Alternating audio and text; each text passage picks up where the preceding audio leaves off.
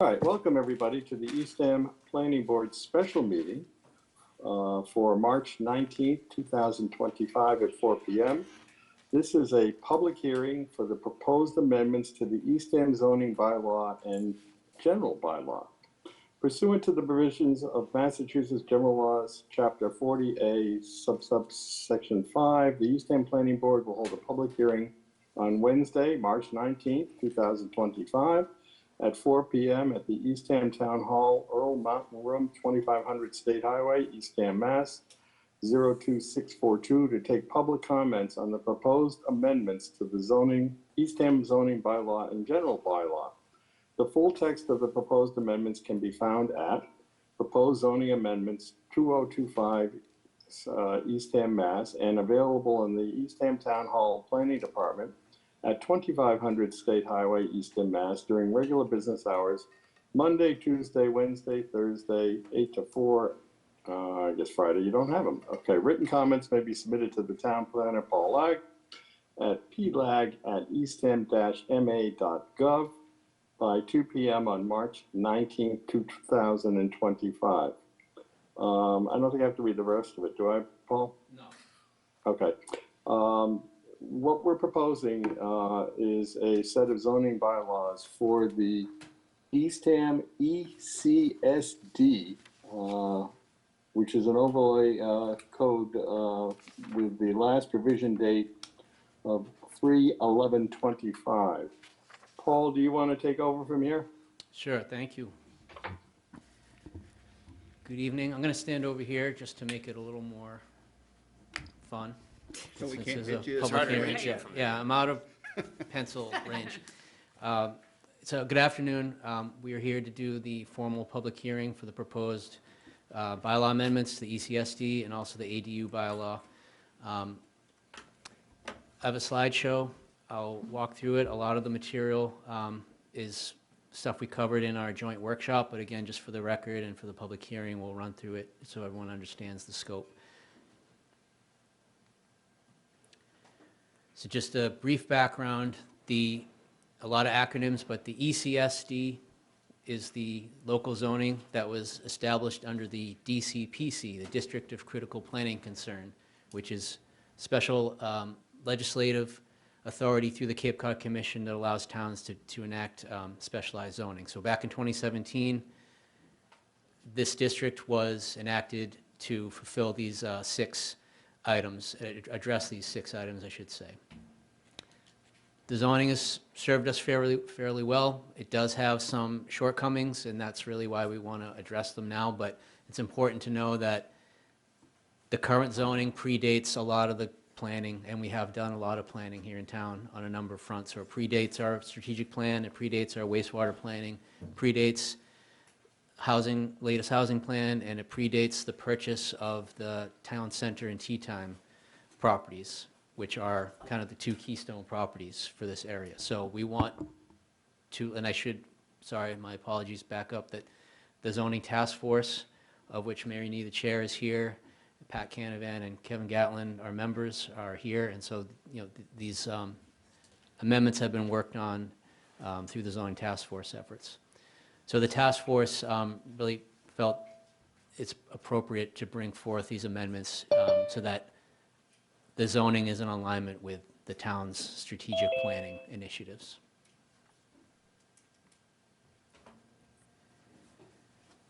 Broadly, the vision for the North Eastham Business District is live, work, and play. The district is broken into several sub-districts.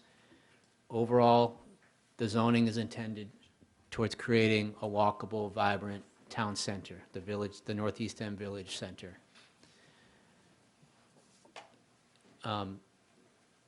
Trying to promote cohesive design through architectural designs and limiting the impact of commercial sprawl and impact on traffic. And so as you'll see as we go through here, all of the recommendations are really geared towards a cohesive, vibrant, walkable village center. Again, just quick background, a lot of planning has been going on over the past several years. These recommendations, these proposed amendments are really rooted in what came out of all those planning studies, the recommendations, the best practices. On top of that, a lot of meetings, a lot of time has gone into this, so just, you'll see on the screen here, a lot of meetings with local businesses, colleagues in neighboring towns. We did have, most recently, public information session at the library that we had a good turnout for. And as you remember, we had our joint workshop with zoning board and the select board. So again, these amendments, from my perspective, are the logical next step to all the planning we've been doing over the last several years, is to kind of get the zoning to the next level. And this form-based code is the mechanism that we're going to walk through in a minute. So I just wanted to point out that there's two components to these updates. What we're talking about tonight is the changes to the actual zoning bylaw, the ECSD, introducing form-based code elements to that. That requires approval by the Cape Cod Commission, which they have already endorsed and approved the proposed changes, and then it, of course, requires adoption at local town meeting. We are also proposing a separate document, which is Planning Board Design and Performance Standards. And we're going to talk about this document at the April meeting, but this is really envisioned as a supplemental document that adds more detail and helps explain the zoning bylaw, because the zoning bylaw, in its nature, it has to be kind of rigid and formatted a certain way. This other document is more of a help document, although it does have teeth in it, in that you have to adhere to what the contents are. So it's meant to supplement. So this separate document, again, we're going to talk about in April, because in order for the planning board to adopt that, we need another public hearing.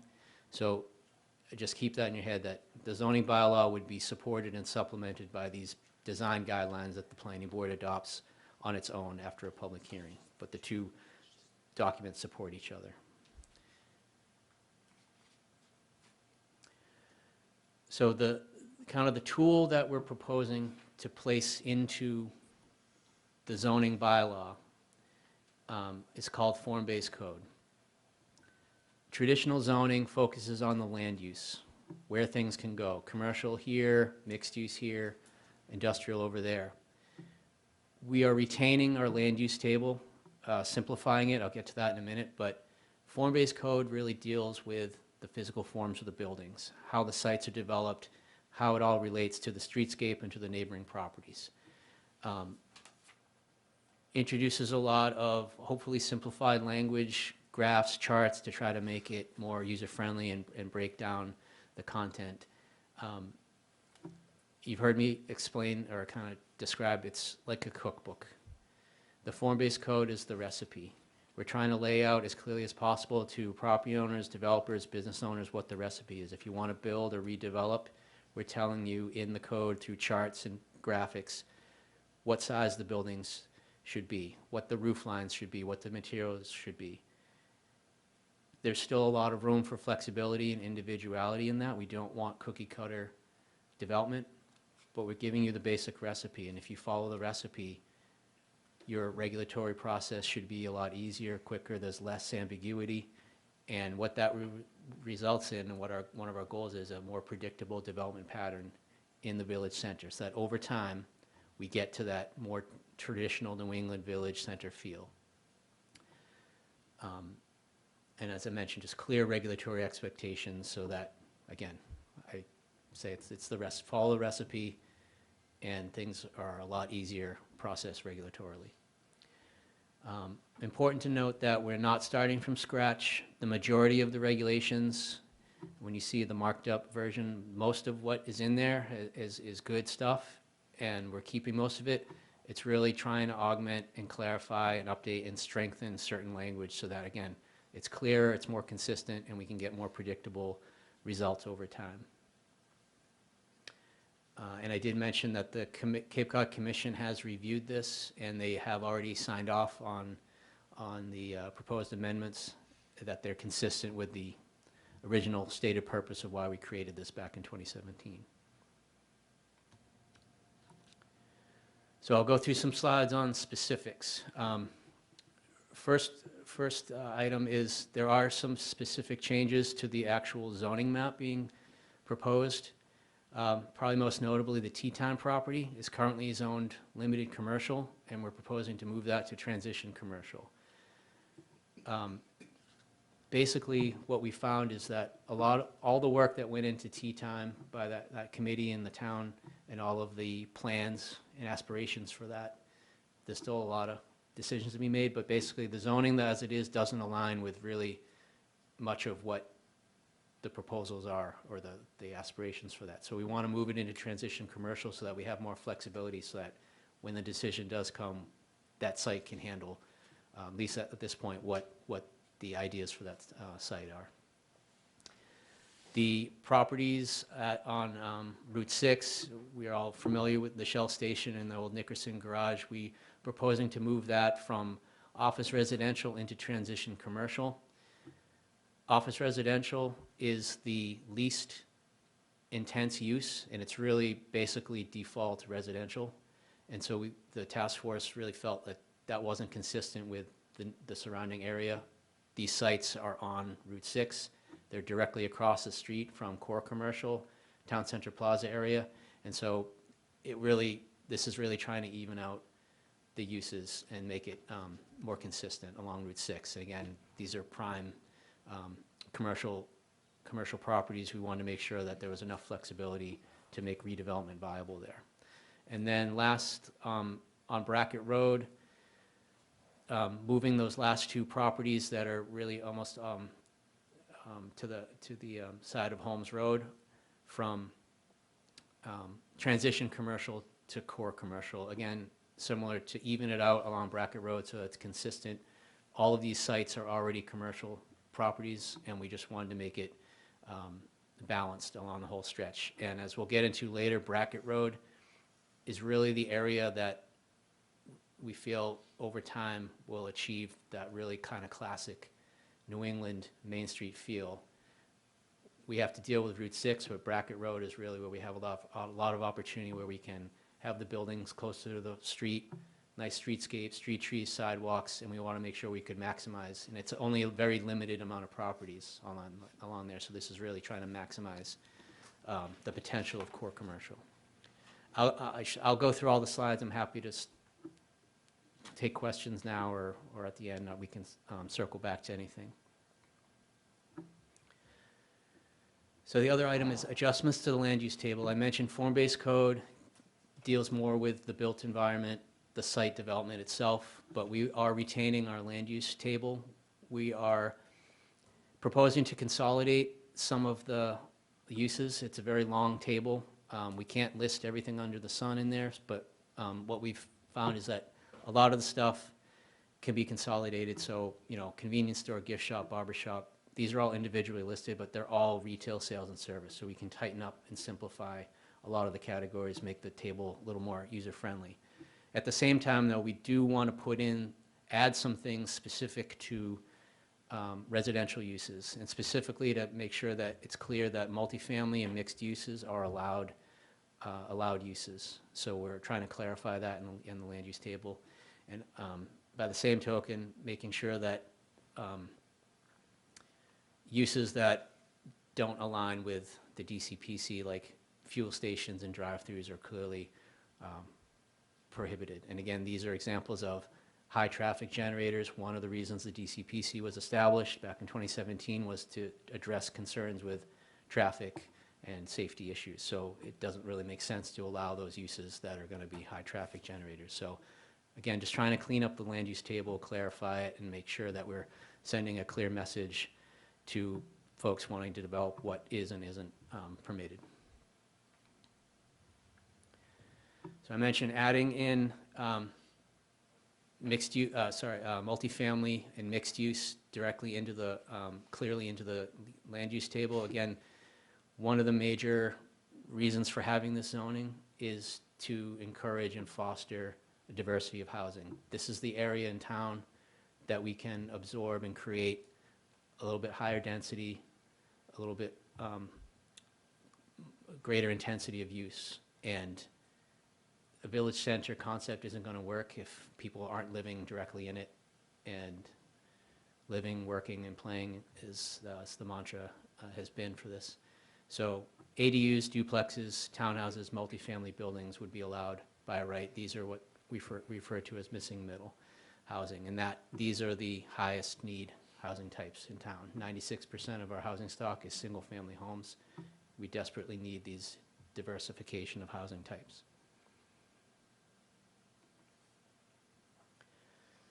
So how do we balance allowing different types of housing, allowing maybe a little bit more density and so forth, but keep that in balance with quality of life and community character? One of the tools that we're proposing is that we allow some incentives for building height bonuses, but only for buildings that are going to create the types of housing that we need in town. So, for instance, right now our building height max is 30 feet. The proposed zoning would allow a mixed-use building, so commercial on the first floor, residential above, to go to 35 feet. But you'd only get that bonus if the building's going to be restricted to what we need for housing, which is year-round rentals, seasonal workforce, or deed-restricted affordable.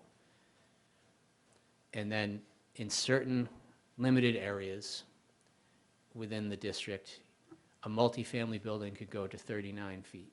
And again, it would have to be deed-restricted for year-round rentals, seasonal workforce, or affordable. The reason for this is all the background we did in the meetings with developers and kind of figuring out what's viable, what is feasible to finance these days with getting these buildings built, is that having the ability to go add some more height to get an additional floor, an additional story, and maximize that. And even if it's to 35, that's the difference between getting an extra unit in there, and it makes a big difference in penciling out a lot of these developments. So again, allowing what I think is a modest increase in height with the guardrail that it's creating units that we need in town, and then coupled with all the form-based code elements so that these buildings have to architecturally meet the design standards that we've laid out. And we'll get into the roof lines, dormer design, materials, siding, so that, yes, a little bit higher, a little bit more dense, but it's going to look appropriate to Eastham and blend in with the surrounding area. And in reality, as you're driving down the street, visually picking out the difference between a 30 and a 35-foot high building is probably not going to happen to the average person. So we feel these are reasonable accommodations, again, to foster the types of housing that we're trying to do. I should mention, too, another tool that we're recommending is, along with the building height bonuses, is some controls on the individual unit sizes. So for a multifamily building, we have a lot of luxury, high-end luxury condo units in town, and there's a market for that, and it has its place, but we're trying to foster more affordable, more attainable housing. So one of the tools we're trying to do is say, in a multifamily building, there's going to be a maximum limit on the individual unit size. But to provide flexibility, we don't want to box developers in, so they need some flexibility for design and for financing. You can still have a range of units, small to larger, but overall they have to average out to a more modest size. So you still have some flexibility to design a building, have some range of style and financing and price points, but overall it's skewed to what would be a more modest size. And again, fostering and hoping that the market will skew towards more affordable, attainable housing. So those are two important elements that we're proposing for the bylaw. So again, form-based code, it's going to focus on the built environment. We are proposing language that specifies use of traditional materials. Again, the recipe, the cookbook, roof forms, dormers. We want buildings to follow a certain pattern so we get predictable development over time. But there is language that allows for use of non-traditional materials in certain controlled situations. So we're not trying to be overly rigid where we make a project totally not viable financially because we're being strictly certain materials. So there's some flexibility in there, but the outward facing, the street facing sides of things, we're trying to make it so that we get an appropriate design that fits with the aesthetic of the town. The current zoning has a lot of language dealing with environmental items, stormwater management. It's important to note that this whole area coincides with the Water Resource Protection District, the Zone 2, which is basically our water contribution area. So we're making some adjustments to that language, again, just to clarify and strengthen certain items. Obviously, a lot has changed since 2017 in technology, so we want to make sure that we have provisions in there that talk about electric vehicles and parking requirements and so forth, trying to emphasize the use of green, passive landscaping where possible, so bioretention and things that are going to mitigate stormwater. And then specifying use of native species, drought-resistant landscaping and so forth. And making sure that we have clear language about landscape buffers, so between properties and especially where they abut residential, commercial and residential. Lighting and signs. We have a sign code already in the zoning bylaw that covers the whole town. The task force, we went through this and felt it was an opportunity to, again, strengthen and clarify the expectations for signage within the ECSD. So we have some language in there, again, reinforcing the types of signs, materials, lighting, so forth. Again, to foster over time a predictable pattern of development, make sure the lighting and the signage is cohesive and in harmony with the architecture. And so it does specify certain types of signage and lighting that would be specifically prohibited. So roadways are not specifically something that kind of zoning covers, but it does have a place in the bylaw. You'll notice there's a secondary map. We have the zoning map, and then in the document we have a kind of roadway network map.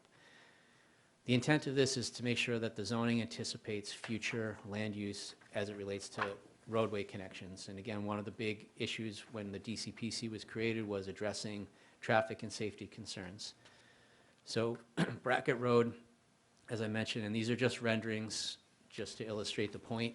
They're not based on any definitive vision, but Brackett Road over time, and I hope we can all kind of imagine this, where if the zoning is implemented and redevelopment happens, it's going to pull the buildings closer to the road, the parking in the back, street trees, sidewalks, a nice traditional village center. That's what the zoning is calling for, and we want to make sure that that Brackett Road can accommodate that.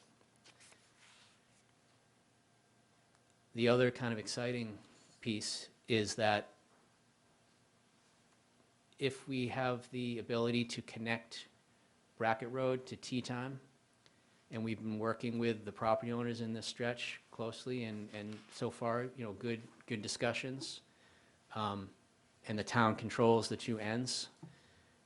That's a vision that we want to make sure the zoning is prepared to handle. So again, providing a connection from Brackett Road to Tea Time, take some of the burden off of Route 6, working with the private properties in between there, so facilitating some public-private partnerships where we can consolidate parking areas, consolidate curb cuts, make this a cohesive neighborhood.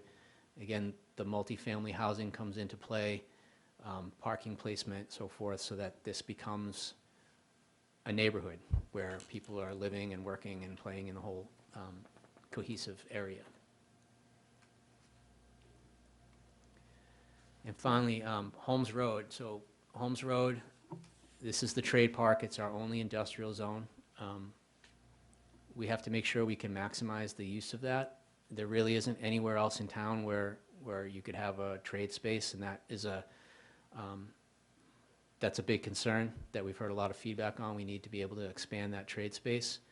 But we also, again, want to foster mixed use in housing. In this area, there's a lot of untapped potential along Holmes Road. Even the parts that are developed now could be maximized, and of course there's a large undeveloped property at the end which really could has a lot of potential there. So again, we want to make sure that the zoning can accommodate future build out and have a mix of uses that can be in harmony and maximize the options for housing there. So again, this would be envisioning a future connection from Holmes Road back out to Route 6, again facilitated through some public-private partnerships, but we want to make sure the zoning can absorb some higher density. And this is really the area, if you try to imagine these areas where the building height bonuses I spoke of maybe going to 39 feet, this is the area where it would be limited to. So the limited commercial district, the trade park district, away from Route 6, so it's in a more kind of controlled area. It's not right on Route 6. It can absorb the higher buildings and be set back in its own neighborhood. And again, the higher density, this is going to be adjacent to our Phase 1 sewer area.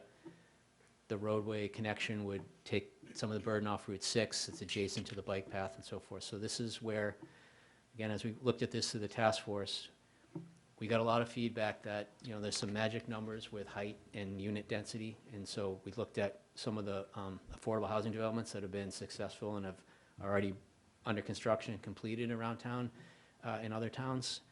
And those were the numbers we, you need to be able to accommodate units of at least 65, developments of at least 65 units, and 39 feet was really kind of, it seems like a random number, but that was a lot of projects got in on those parameters. And so we want to make sure that in Eastham we can accommodate that kind of project, but make sure that it's set in an appropriate place. And again, this is where it all comes together with the form-based code, making sure the architecturally and site design-wise, landscaping-wise, it's going to come together so that it's not, that it blends in with the rest of the town. So just update on where we are. The DCPC amendment process requires a few more hoops to jump through than our normal process, and we've completed those. So we've presented these proposals to the Board of Health, the Conservation Commission. We had our public information session on the 26th. We had our formal commission hearing on the 27th, and that, as I said, was unanimously approved. And I will say, a lot of positive feedback and the commission. It's not the staff, it's the actual commission, so representatives from each of the Cape Towns. So it was nice to hear a lot of feedback, a lot of comments to the effect of the other towns should be doing what Eastham's doing. So that was nice to hear and encouraging. We had our presentation of the Finance Committee, and of course tonight we're here for our Planning Board public hearing. We will have opportunity to do this review at the pre-town meeting, and then this all culminates at the town meeting on May 5th, where it has to be formally approved. So I will pause here. I do have a couple of slides.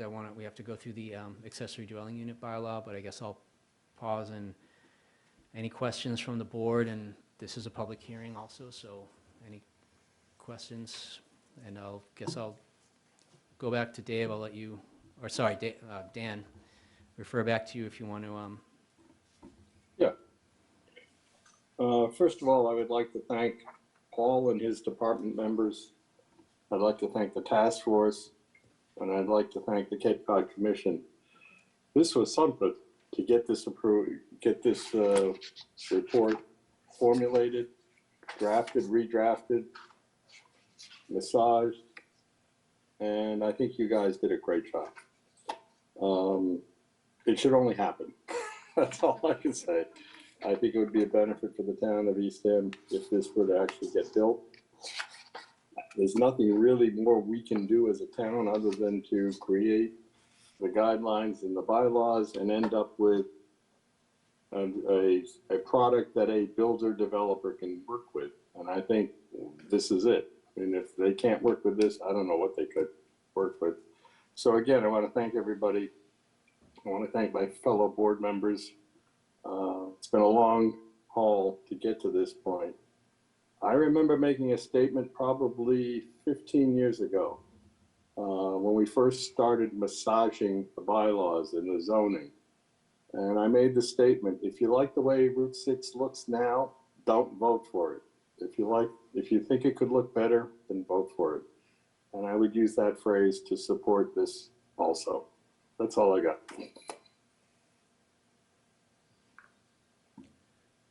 Paul, I have a question. Just the roadway portion of it, you know, I like the articulation of it. Where does that fit? You know, how does that get approved and forward, you know, if that's not within zoning? You know, can you just say more from a regulatory standpoint, how that piece of it fits? Because I do think that's an important part of access, et cetera. Because if everything comes off of Route 6, you know, it'd be nice to have that other road that connects the town properties in the back. So we did work with our transportation engineer to look at the area between Brackett and Tea Time to see what could, and I should back up, you know, this idea of this some sort of connection roadway has been going on in town Right. for a long, long time. It's kind of been the vision. So we So kind how of do we wanted make to it say, happen? can a road or something even fit, you know? Right. And so there is room in there to, you know, fit a 40-foot layout. And it could fit without disturbing anybody's existing building. So that's kind of like the starting point. We don't know what will happen. This will take a lot of, you know, public-private partnerships and discussion and all legal aspects. But at least we know a roadway can physically fit without knocking anybody's building out. So that's a good starting point. It may be a 2-lane road. It may be a 1-lane or a one-way road. It may be just a bike path, something. But we wanted at least the zoning bylaw to have that be able to accommodate some version of a connection in there. And that's where it comes in. That's where the pieces that relate to the zoning is where the parking goes, where curb cuts are allowed, new curb cuts are allowed or not, or where they need to be consolidated, where the parking goes in relation to a new roadway, you know, making sure that we have provisions in there, and we have a section for complete streets so that if this happens and redevelopment happens along this roadway, that the properties will have the setbacks and have have provision for street trees and sidewalks and so forth. So it's all spelled out. So the expectations are all laid out in the bylaw so that when it happens, we're set to accommodate that. But as far as the actual getting the build, that's kind of the next phase of the planning work is implementation and working with the property owners. Again, there's a lot of stuff that has to happen, but so far we've been in contact with all the properties and kind of making sure that they're aware of this and supportive at least of the concept. So that's been going well so far. Thank you. Yep. Hi, Mary Nee with the zoning task force. Just two things. One is the town, even prior to our working, you know, the zoning task force looking at this area, has been in discussion with property owners because coming out of the town plaza master plan, this was a concept all along. And I think one of the things we've tried to do with the zoning is really think about how, if we want this to come to fruition, and most of what happens throughout this district will have to happen through private investment, not necessarily public investment. So one of the things about looking at roadways, and in particular around the Brackett Road, is it opens up new economic opportunity for those property owners because they could have frontage on Route 6, they could have frontage on another road. Across the street, they might have frontage, whether it's commercial or housing. So we're trying to incentivize and help the financing of these properties. With respect to Holmes Road, what the task force report, again, as Paul has said, we tried to look at all the possible land uses and make provisions in the zoning that these could happen. By and large, they happen through special permits, so this would come back to the planning board in terms of exactly what. But I think prior to any individual project, one of the things we advocated for was for the town to seek funding to actually get a master plan for Holmes Road. Really think through not only roadways, what might be possible housing, but also what might be the economic opportunities. Different kinds of industries that we kept hearing about, they may not just naturally show up. I mean, often when you have an economic development plan and a planner who's engaging with those property owners, you're sort of enticing or recruiting investments in different things and really thinking through in a master plan. So again, that's beyond the scope of the zoning task force, but it was a strong recommendation that the town has a lot in front of it between the town plaza and wastewater, et cetera. But without it getting too far down the road, we really felt that there's, between the economic bond bill and the housing bill, is there an opportunity to get some planning money in here and really spend the next, it might be a couple, 3 years, but really coming up with a master plan for Holmes Road, which would involve the housing, the businesses, and the roadways. So that was I appreciate the that, essence of Mary. that. I think those that are two critical recommendation. pieces. Yep. Yeah, thanks.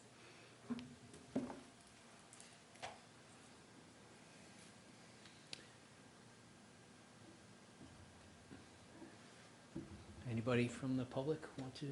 Mr. Zender? Well, I just wanted to point out that the Zoom is focused on your completed next step slides, and we cannot see the boardroom or the audience or anybody. There you go. There you go. All I can see is me. That's right. That's all we can see too, Dan, so. Look at Dave. Again, my name is Ben Zender, and I'm not an Eastham resident, so take that with a grain of salt. I have two comments. One is, these are great bylaws. I think you've done a great job with them. But you're going to consider an informal site plan review matter right after this is over, where we're going to present to you a fairly complex project, that is a mixed-use development that has a lot of challenges. And it's going to point out one thing in this bylaw, which is that this bylaw provides no provision for the planning board to waive any of the fairly technical requirements. And I'm not talking about use issues. Use issues, obviously, you can't get a variance from a use question, but these bylaws create a lot of very technical requirements. For example, what buildings can be used for frontage buildings, what the road setbacks are, what the relationship between the buildings are. And you haven't built any ability for the planning board to consider waiver requests. Right now, when we come in for site plan review, we have the ability to waive certain requirements for the application. For example, we can say, look, we really don't think we need to give you a landscaping plan because we're not changing the landscape. And the board can say, fine, we'll vote. And that's the first thing that you do when you consider site plan review is you vote on what waivers from application requirements we have to submit, because not every application needs every bit of information. You have no ability in this bylaw as drafted to grant waivers from dimensional requirements, which means that every project has to meet these technical requirements with no ability to grant a waiver. For example, the one that you're going to consider in a few minutes has frontage on two roads. One is a fairly significant road and one's a somewhat significant road. We have to design this project to locate buildings to meet those frontage requirements for two roads instead of one. Or we have to pick a road, or you have to pick a road. If you were to put into this bylaw one simple statement that said the planning board can, upon good cause shown, waive any dimensional requirement or alter a requirement by vote of the board, it would give you the ability to maintain some control over the project and to help tailor it to some technical requirements that come up. So that's just procedural. The second comment, and I always say I won't weigh in on other towns' bylaws, but one thing that strikes me is that what you're doing is you're taking the Trade Park District, which right now does not allow residential development, and you're putting in the ability by special permit to put in probably some of the highest density residential development that you can have in town, including, I think, as Paul just mentioned, relaxed roof height requirements. I can tell you in my practice, which extends from Provincetown to Chatham, that after housing, the single biggest pressure on local business and families is where they operate their businesses. And what we're finding is that businesses are having to leave Wellfleet, Truro, even Eastham, and go up to Dennis, Harwich, Brewster, because they can't find trade space. And so what happens is trade space gets more and more expensive. And the way that this trade space operates in many circumstances is a landowner owns a piece of property, they put up metal buildings, they create trade bays, and then they rent those bays out to small businesses. You've seen it, you know it. Painters, mechanics. Everybody has a bay because they can't keep the trucks and materials in their properties. And you know that as well as part of your planning process. So when you go up Holmes Road, you see some fairly large businesses. There's Magnum Moving and Storage, for example. There's Ferro Electric. But then if you look more closely, you're going to see a lot of small trade bays. There are a number of auto mechanics. There are heating and air conditioning, and they all rent from the larger landowners. The Ferro family, for one of them.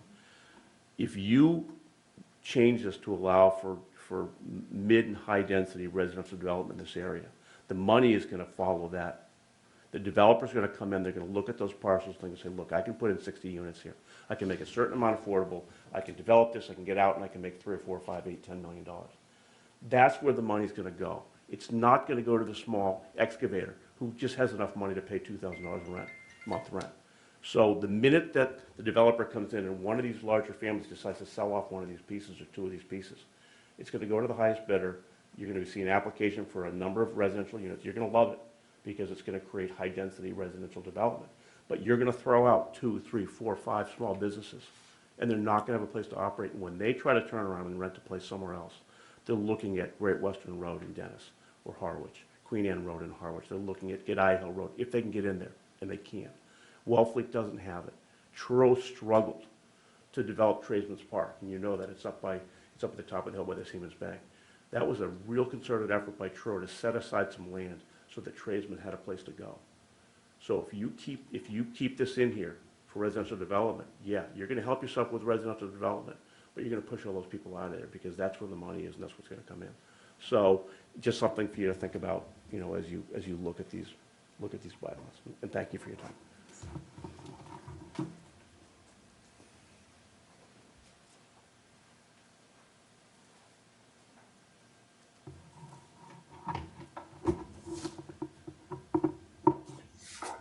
Again, this is a public hearing, so again, this is the opportunity for feedback and discussion and suggestions, so anything is welcome.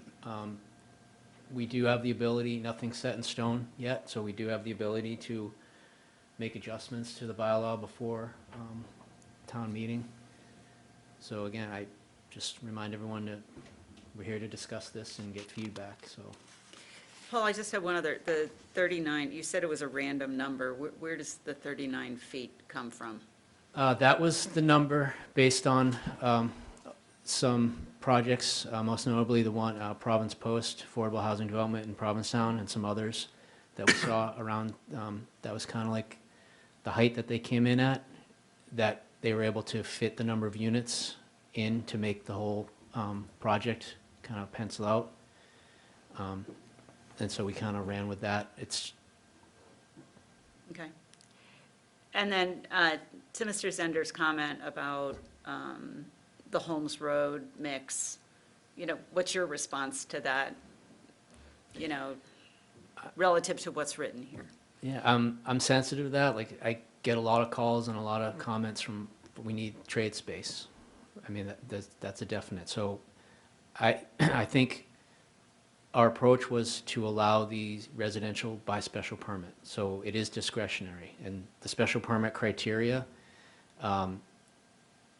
it deals with the dimensional, but it also deals with a lot of criteria talks about impact on town, other impacts on town, so impacts to the workforce, impacts, financial impacts, so forth. So there's a lot more criteria that the board can take under consideration beyond just does it meet the setback or the roof line's correct. So it's discretionary. And so I would say when we start to get, if and when we start to get those with this zoning, the board will have to really dig into the details and request information to make sure that this is an appropriate use. Because again, we have a finite resource for trade space, but we're trying to balance the enormous housing need.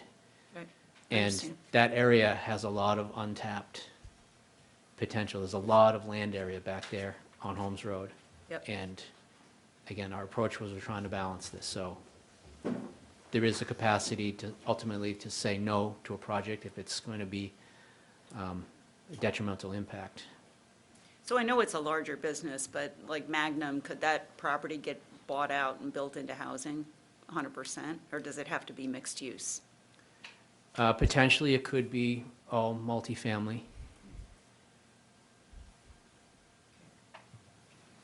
Thanks. Again, I think there's a couple things here. We really feel that the town should do a master plan.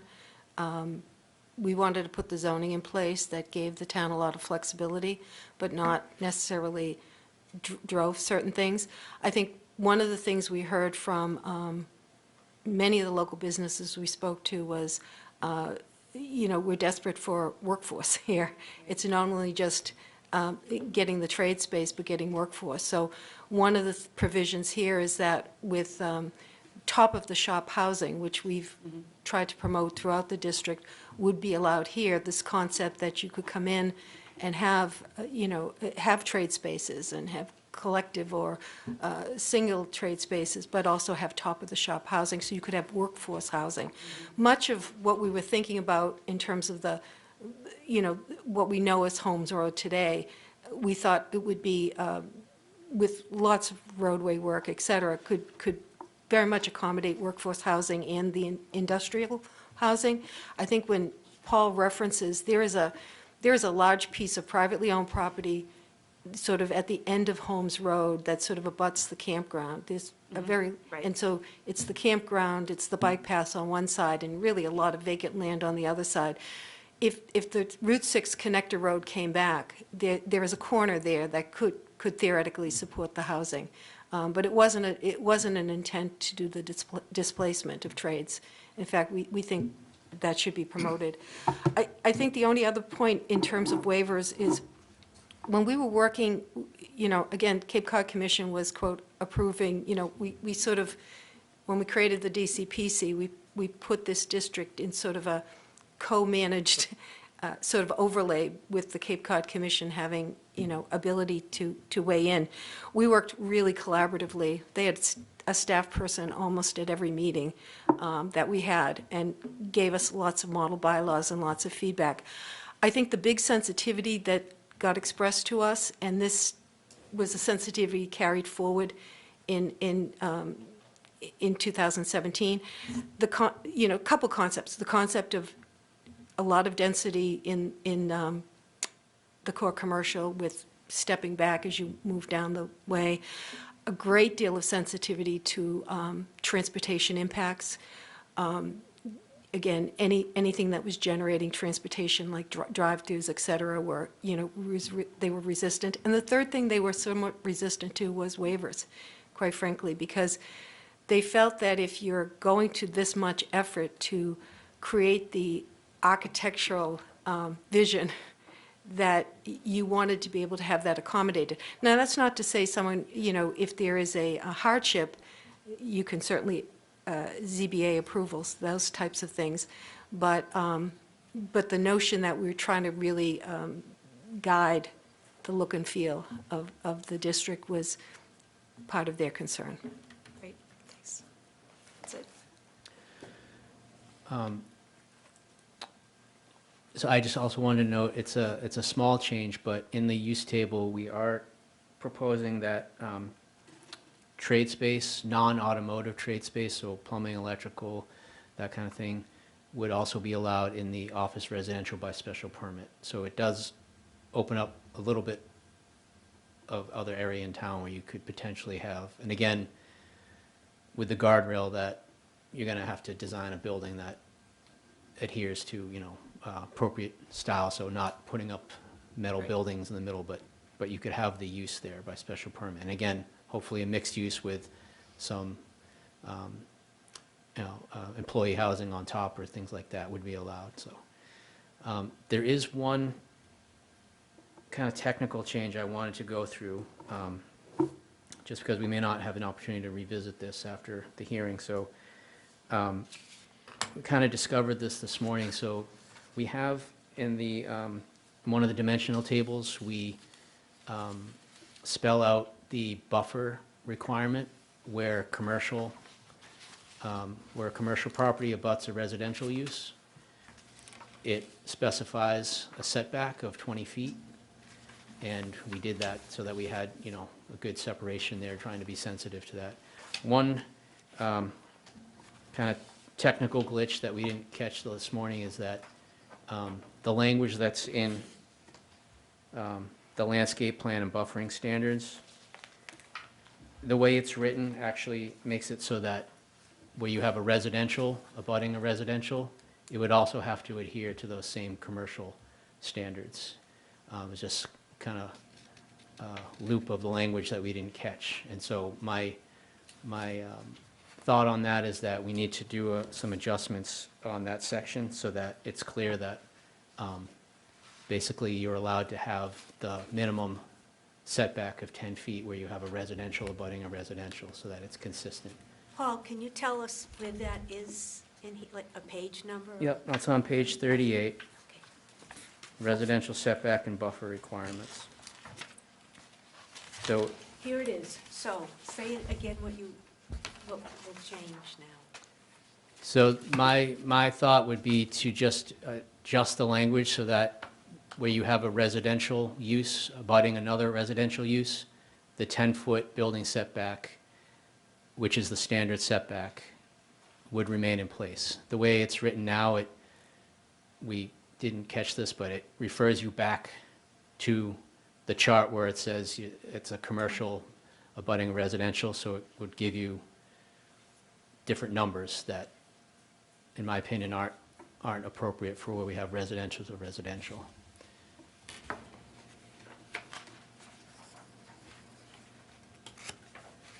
So I wanted to make that note, and again, if the board has any thoughts on anything that's been said here tonight, or the waivers, or anything else, the feedback's important now so that we can adjust accordingly, because one of the requests tonight would be, if the board has no significant issues, to vote one way or the other to recommend this to town meeting approval, so. I just have one comment. I'm putting my task force hat on, not my planning board hat. Obviously, the jobs, business that could be lost on Holmes Road in the industrial area if we don't have,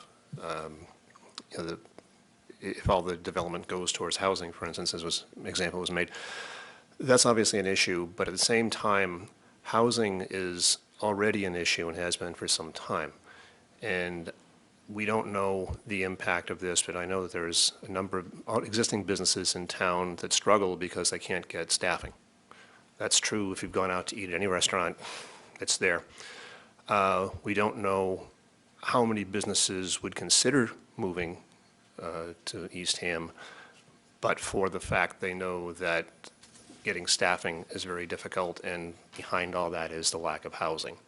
So there's this awkward battle there, I guess, between the housing and trade park, but at the same time, we don't want to lose jobs, we don't want to lose businesses, but if the proper housing, or more housing at least, is provided, then there's a great likelihood we're going to see stronger businesses that are already here, and perhaps newer businesses will move in because they feel that there is going to be adequate staffing because the staff has a place to live. So it's pulling in different directions, but it's just something I wanted to note because the housing component is really critical to where we are now, and will spill over into the business sector as well. It already has. So.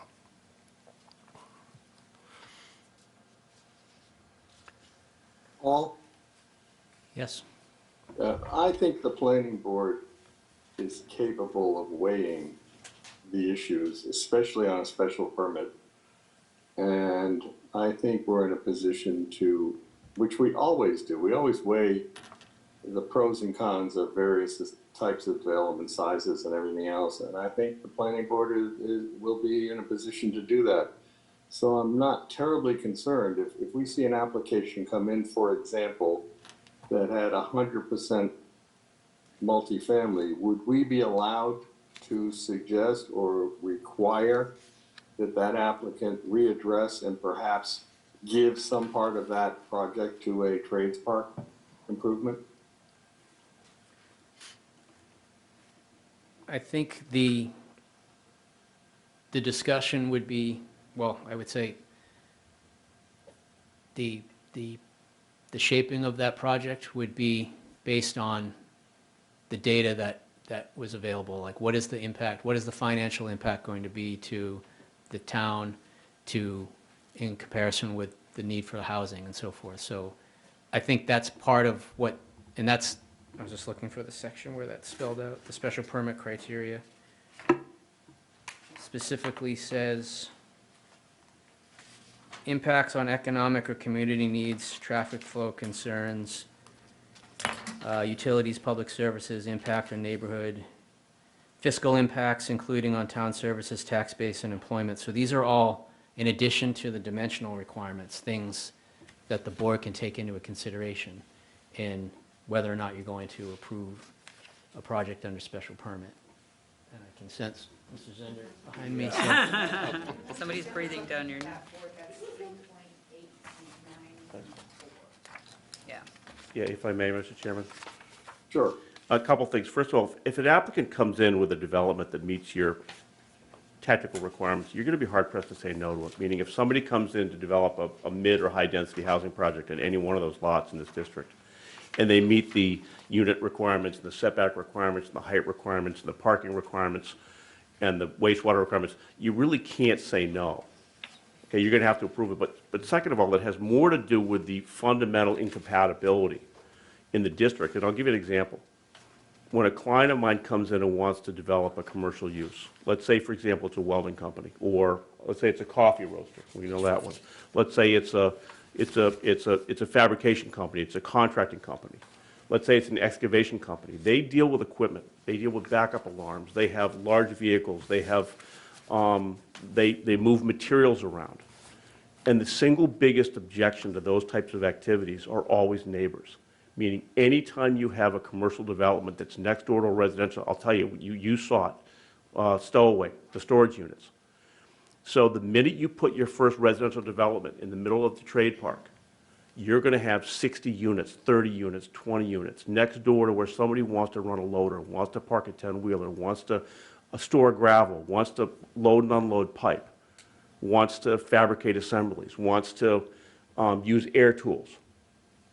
You're going to create a fundamental incompatibility with the way that the trade park operates going forward, so that every commercial operator that comes in after that is going to have to deal with this board saying, how do we reconcile those commercial uses which are loud and dusty and noisy and have fumes and storage of hazardous materials and all those things? How do we reconcile that with a 39-foot tall building on the property line next door, which, by the way, only has a 5-foot setback because of our new regulations? It's not about being able to manage the project when it comes in. It's about telling developers before they come in, this is the location where we're going to have this type of activity. This is the location we're going to have that kind of activity. Now, you need housing, but you're going to sacrifice it. You're going to sacrifice tradespeople's ability to create new businesses or to keep businesses on the altar of that housing. So I don't believe, I think that you can look at an application and you can manage it. But I don't think somebody can come in with something that meets these bylaws and you can say, no, you can't do it because we want you to build a trade, we want you to have a welder or an excavator in there. I don't think you'll have the ability to say that to somebody.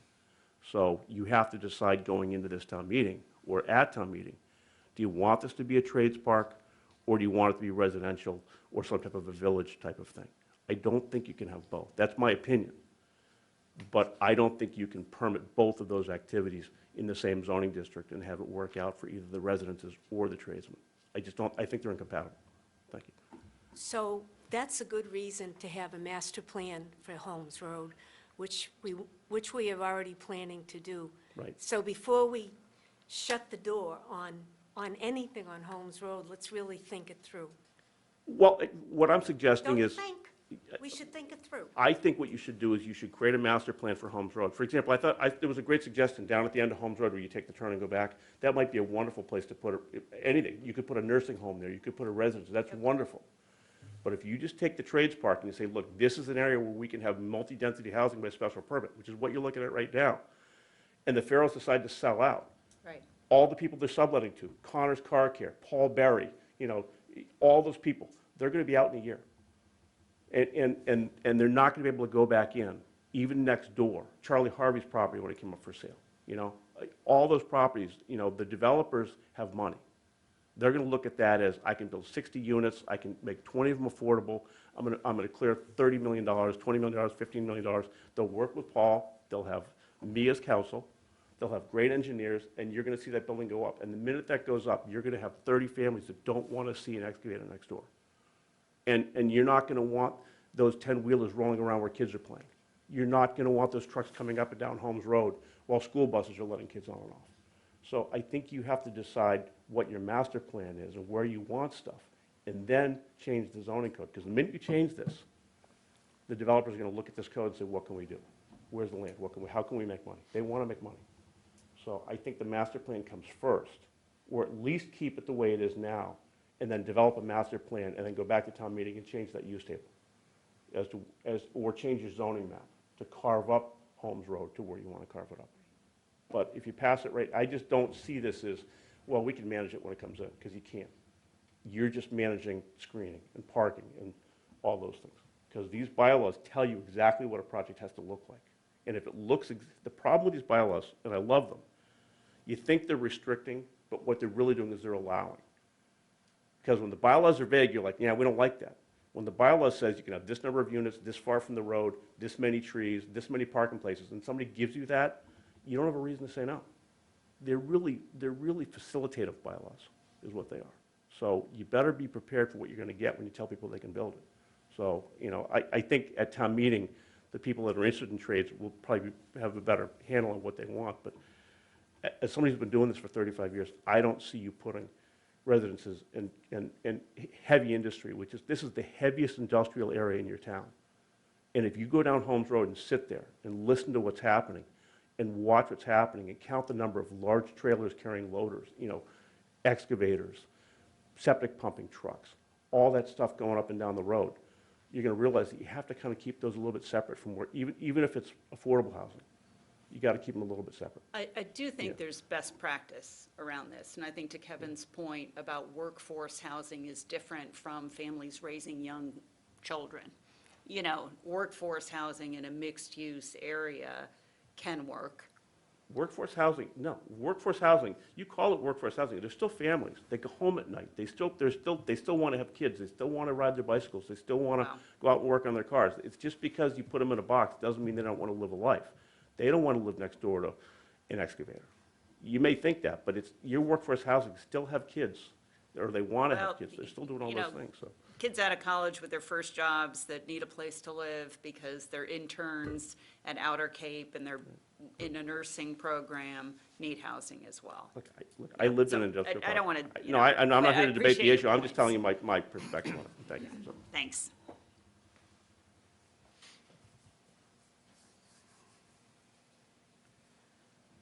I guess I will say that I and the task force struggled with this because it's tough we kind of went through the options of, do we carve out a different zoning district? Without knowing, and we're really talking about one large property, and without knowing what the plans are and what potential is, if you draw a line dividing it, you're just on the wrong side of that line when the time comes to do something, so we struggled with it, and that's where we came up with the option of allowing it by special permit. I hear what Mr. Zender's, what he's saying. I guess I welcome any feedback from the board on that point, but. So what's the process, Paul? I mean, if I, as one member, wanted to require the master plan in advance of this getting approved, is that a proposal that can be put forth? We're close to town meeting, I'm just not sure the process is. Well, now that like I this has said, been approved by the commission and everything else. The reason we have the public hearing is to get all these issues out, and so that we make the best possible move. So, yes, we're getting down to the wire, but it's not too late to make adjustments, and so this is why we're having the hearing. So there's still time to do that. As far as the process, ultimately, the board has to vote on whether to recommend this or not, and so now's the time. If the board has issues they want to go through or suggested changes or things they want, now's the time. But it would be the decision of the board if everyone or a majority of you agree, like, we should change this, or look at this, or adjust this now, that's the direction that I and the task force need. And we'll go back and look at it and make the necessary adjustment, or we'll come back and, so there's still time to work on it. As far as the commission, that's part of the process. They're really looking at are the changes we're doing going to align with the overall intent and purpose, the big picture intent and purpose as it's stated in the bylaw. This is, the proposals for a trade park are enhancing housing, which is a component, so they were favorable to that, but I think, you know, peeling it back a little bit is not going to run afoul of what the overall intent and purpose is, so it's just, Okay. I personally would be comfortable with a plan ahead of approving this 3.8.94, 9.4. But I'm only one member, and I don't know where we start to vote. well, so I think if the board has concerns about the issues that Mr. Zender brought up, about the compatibility of residential and trade park, I it do. would be the area of the bylaw to look at it would be the land use table, and whether we want those uses, whether we want that change in the land use table. Okay. I'm making that suggestion. Awesome. Dave? Yeah, thank you. I mean, basically, I agree that there is a degree of incompatibility with, you know, a full commercial area and a residential area being in such close proximity. You know, if there is the possibility of acquiring that other privately owned land towards the end, you know, the campground and whatnot behind like Good Eats on 6th and Arnold's, that would be Council Zender said, that would be a fantastic place to, you know, put in a little residential neighborhood or something like that to give it that appropriate buffer zone between like the heavy trade district, et cetera, et cetera. But my question, and this kind of goes back to what Council Zender was saying, I mean, he said himself that he's probably going to be the one in front of this board pretty much every time that a developer comes in, trying to get as close to the letter of the law as possible without going over. So as an attorney for these clients that he works with regularly, he knows this community very well. He's been in front of this board on dozens, if not hundreds of occasions. Like, advice and counsel is part of, you know, legal representation. So as you take your clients and they're saying, oh, I'm going to put in a 60 unit, you know, residential housing, like mixed housing unit, you know, advice and counsel would tell me, maybe you tell that client, like, hey, this is going to be right next to a commercial zone, like a trade park, an industrial zone. You know, you might want to rethink like how you are doing this. You know, maybe you might want to put some like, you know, light industrial or make a bigger buffer between the commercial zone. It's one of those things where it's like, there is no perfect solution. So I think this is like tilting at windmills at this point. Until the town gets more land and more usable space that we can, you know, have buffers between these important commercial districts and trades park districts and residential districts and mixed use districts, it's nearly impossible to get this to actually work out. So it's one of those things like Council Zender, if you could speak with some of your colleagues out here on the Cape who do the same kind of real estate law that you do, it would be fantastic if we could kind of all get on the same board and work together to make these plans and these special permit approval criteria, et cetera, more harmonious with one another, and, you know, trying to keep the complaints of the townspeople down and the future residents of these mixed use or residential complexes near the trades center. So that's it for me. Over. Thank you.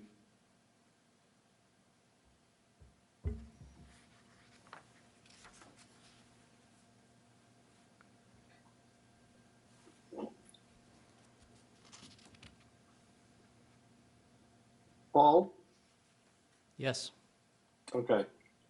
We're still stuck on Dave's video. I don't know if they're going to switch back.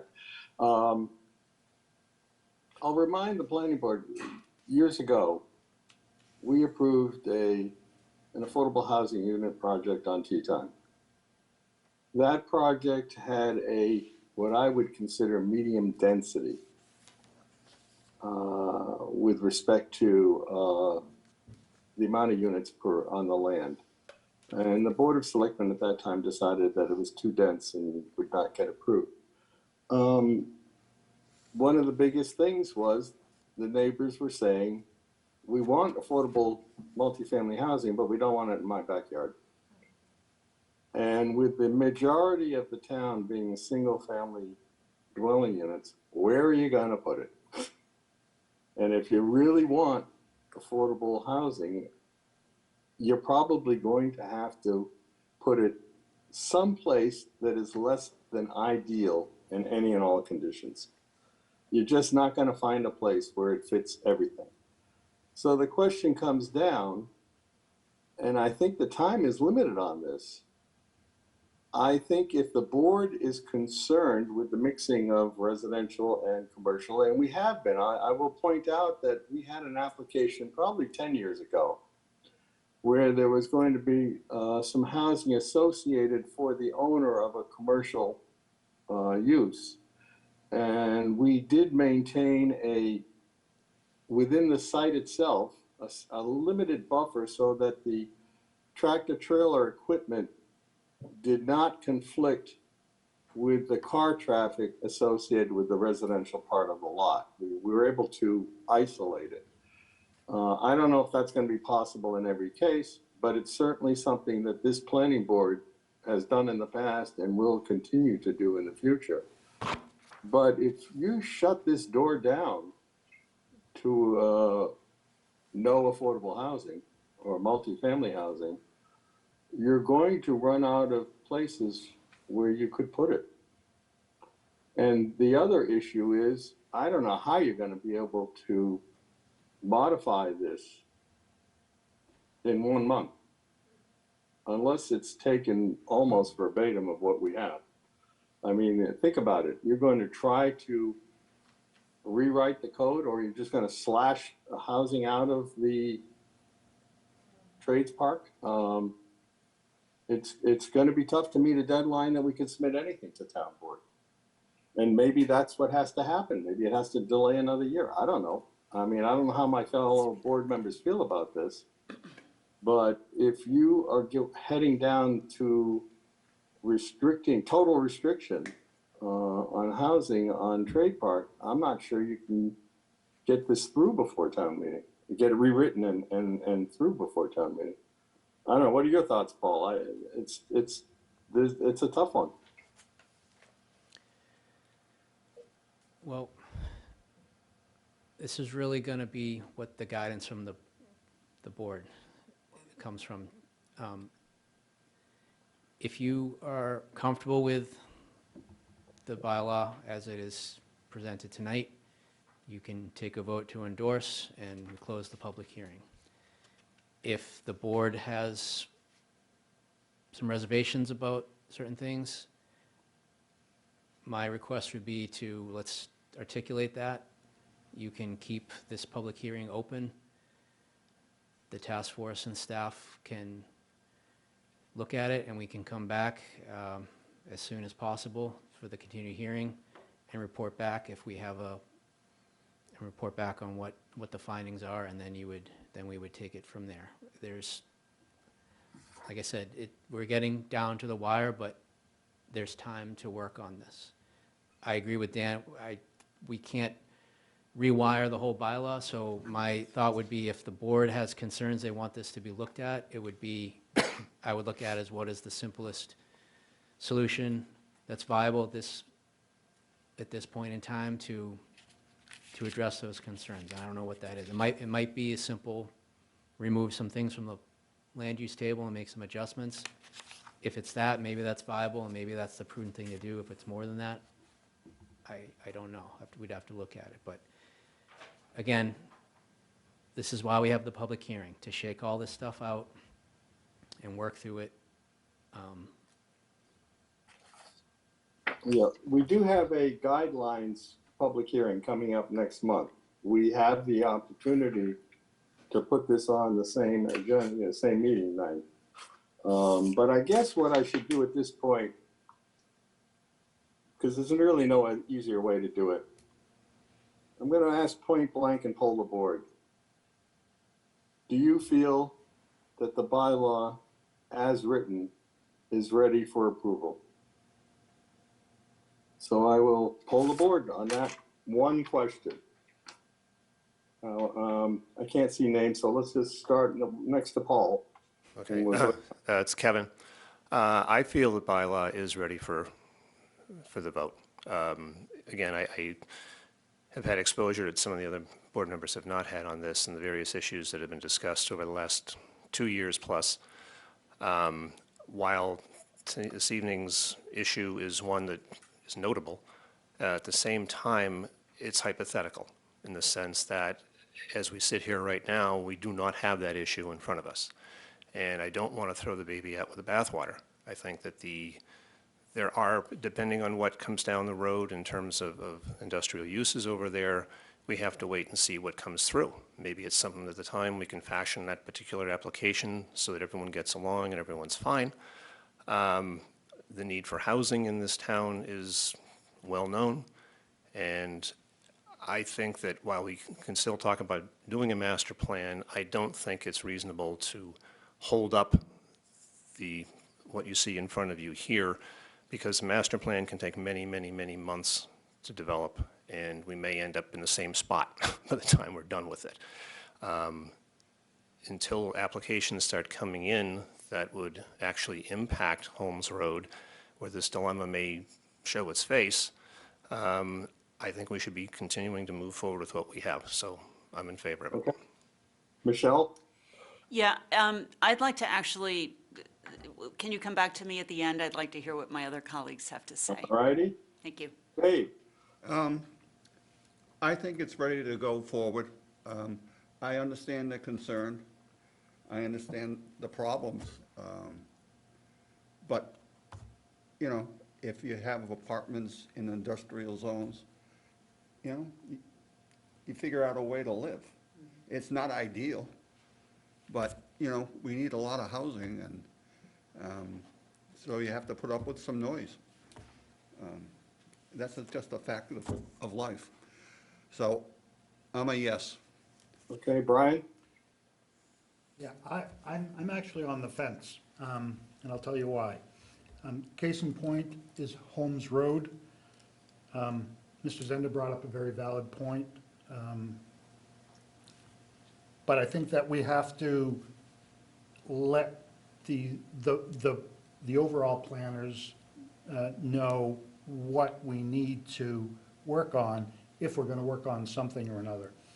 The other issue is that affordable housing, you know, perhaps some other factors larger than this would resolve the affordable housing. Now, that's just a part of my thinking, but I'm letting you know why I'm on the fence. So you're not ready to say one way or another right now? Yep, exactly. Okay. Yes, sir. So I guess I'm next, Pat Canavan. Yeah. So I think it's ready to go, and I think that as time goes on and projects come to us, we will have the ability to figure it out. Okay. Next? That's it. Isn't Dave? Oh, I'm sorry. Yeah, so, you know, while I share Attorney Zender's concerns about the aharmonious nature between the Trades Park and residential area, having lived in cities, you know, I mean, obviously Eastham's not a city. We don't have the residential density. However, we don't, you can't expect to live a noiseless life. I wake up every morning at 7:30 to the sound of leaf blowers and nail guns and all the construction projects and stuff in my neighborhood.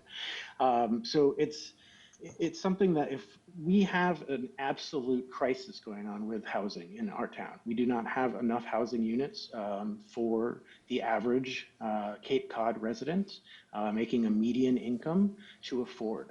Median house prices in Eastham have gone up to 700,000. Most of the other towns on the Cape have the same problem.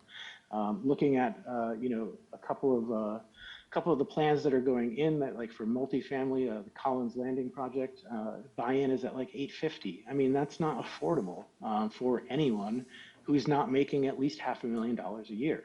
My wife and I have a pretty decent income, and there's no way we could afford to buy a new house in Eastham. So I think that the housing crisis that we are currently experiencing trumps any kind of disharmonious relationship between the mixed use of that trade park facility. I think the housing trumps everything. We need to have workers be able to live in an area that is near their jobs. Most of our workers are commuting from places like Fall River, New Bedford, Kingston, Carver, Taunton even. I mean, that's a 2.5 hour drive. And we wonder why there are so many accidents in Route 6 in Eastham and elsewhere on the Cape. People are in a rush to get to work. They're mad because they have a 2-hour commute in each direction. We need the housing on the Cape in Eastham so people can afford to live and work in our small community. Over. I will weigh in. Well, Dan, it's Michelle. If you want to come back to me and then, Let's do that. yeah, great. I am influenced by the comments around, this is a holistic, approach. And, from you as well, Mr. Zender, at the front end of any kind of application, it doesn't need to get all the way to us before the judgment rule or the does this make sense rule sort of apply. Yeah, there's the legal, what does the bylaw say? And there's a black and white approach to that. But this house, I come from a human services background, so I am very, well aware, as a social worker of the housing issues and the employment issues. We had several people speak at town meeting last year about this particular issue that, Outer Cape does not have the staffing that it needs to provide health care in this community because people can't afford to live here and they're not willing to commute, as, Dave said, for 2 hours each way, each day. So, on the other hand, I just hope, I can support this, Dan. I just really hope that it doesn't have to get all the way to this board before, and I do appreciate what Pat said, that we will act, on behalf of the best interest of the town within the guideline of the bylaws and all the rest of that stuff, and the citizens of this town, of which we are part. On the other hand, I hope that we can start that process at the outset, so I can approve it as written. Okay. I am ready to vote approval on this. Nothing's ideal, but this is the best we got. So with that, is there a motion? Paul, do you want to formulate? Is it just a motion to approve the Eastham ECSD bylaw with broad-based code amendments as drafted on 3/11/25? It would be to recommend approval to town meeting. All right. So is there a motion to recommend So moved. to town meeting, the Eastham ECSD bylaw with form-based code amendments review as drafted on 3/11/25? So moved. Second? Oh, Paul, you had one other, subject to Paul's correction or addition? You had something you wanted to do to it, Paul. Yes, subject to the items discussed today and with adjustments as needed to Okay, number sequencing and things. We keep catching that, but all right. Can you just again say so moved, or? Yeah, so Dave Purnell reiterating, so moved. I will second it. Is there any discussion? All in favor? Let's go back to the board. I'm not seeing the board, but I know Kevin. Kevin, yes? Michelle, yes. Dave, yes. Brian, no. Brian Pat, says yes. Brian is no, did I hear that? Yeah, that's correct, no. And chair votes yes. Okay, And Dave? I vote And Dave. yay. Yes. Yay.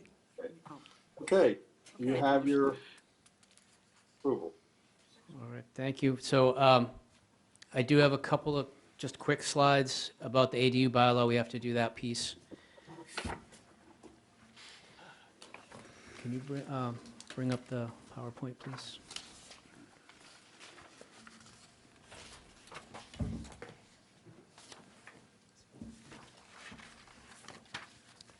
So with the changes at the state level to the Affordable Homes Act that the governor signed into law, that became effective in February. And there were some changes at the state level for accessory dwelling units, and most notably, ADUs have now become a protected use, though. Basically, they are allowed by right. One ADU unit is allowed by right as a use. Our bylaw, our ADU bylaw has been on the books since 2019, and to a large extent, it complies with what the state regulations are, but there are some adjustments that staff and the task force are proposing, mostly to bring it into alignment with what the state regulations outline.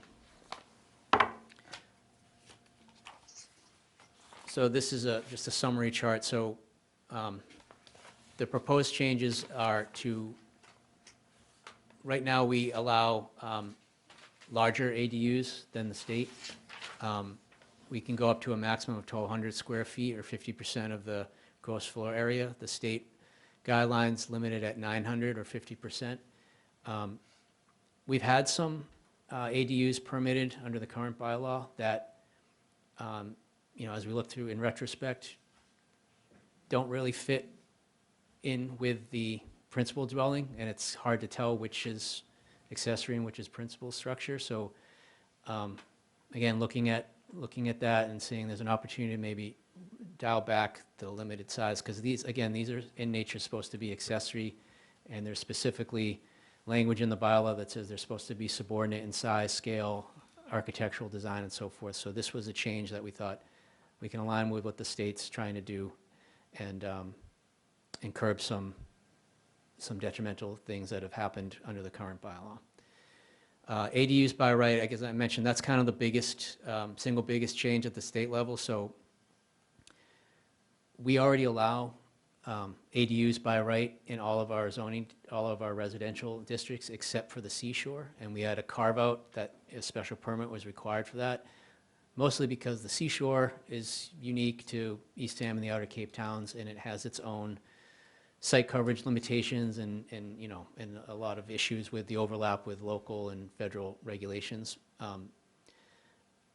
That issue is left unresolved right now at the seashore. I know they have their feedback, at least to my knowledge, is that they don't feel that ADUs are an appropriate use to be allowed in the district. However, and I've gone through this with town council, when you look at our seashore district, it is in essence a residential zone, and single-family dwellings are allowed by right there. And really what the state's trying to get at is ADUs should be treated no differently than a single-family home. So where you allow single-family homes, you should be allowing ADUs by right, subject to septic controls and everything else. But so we're really trying to just, again, align with what the state's directive is to take out that special permit for the seashore district.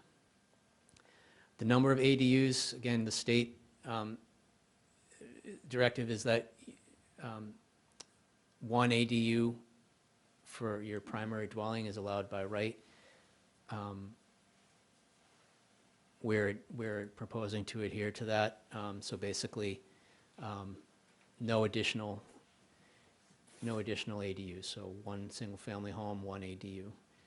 Short-term rentals, the state regulations specifically allow towns to prohibit ADUs being used for short-term rentals. We already have that on our books. We proposed no change to that.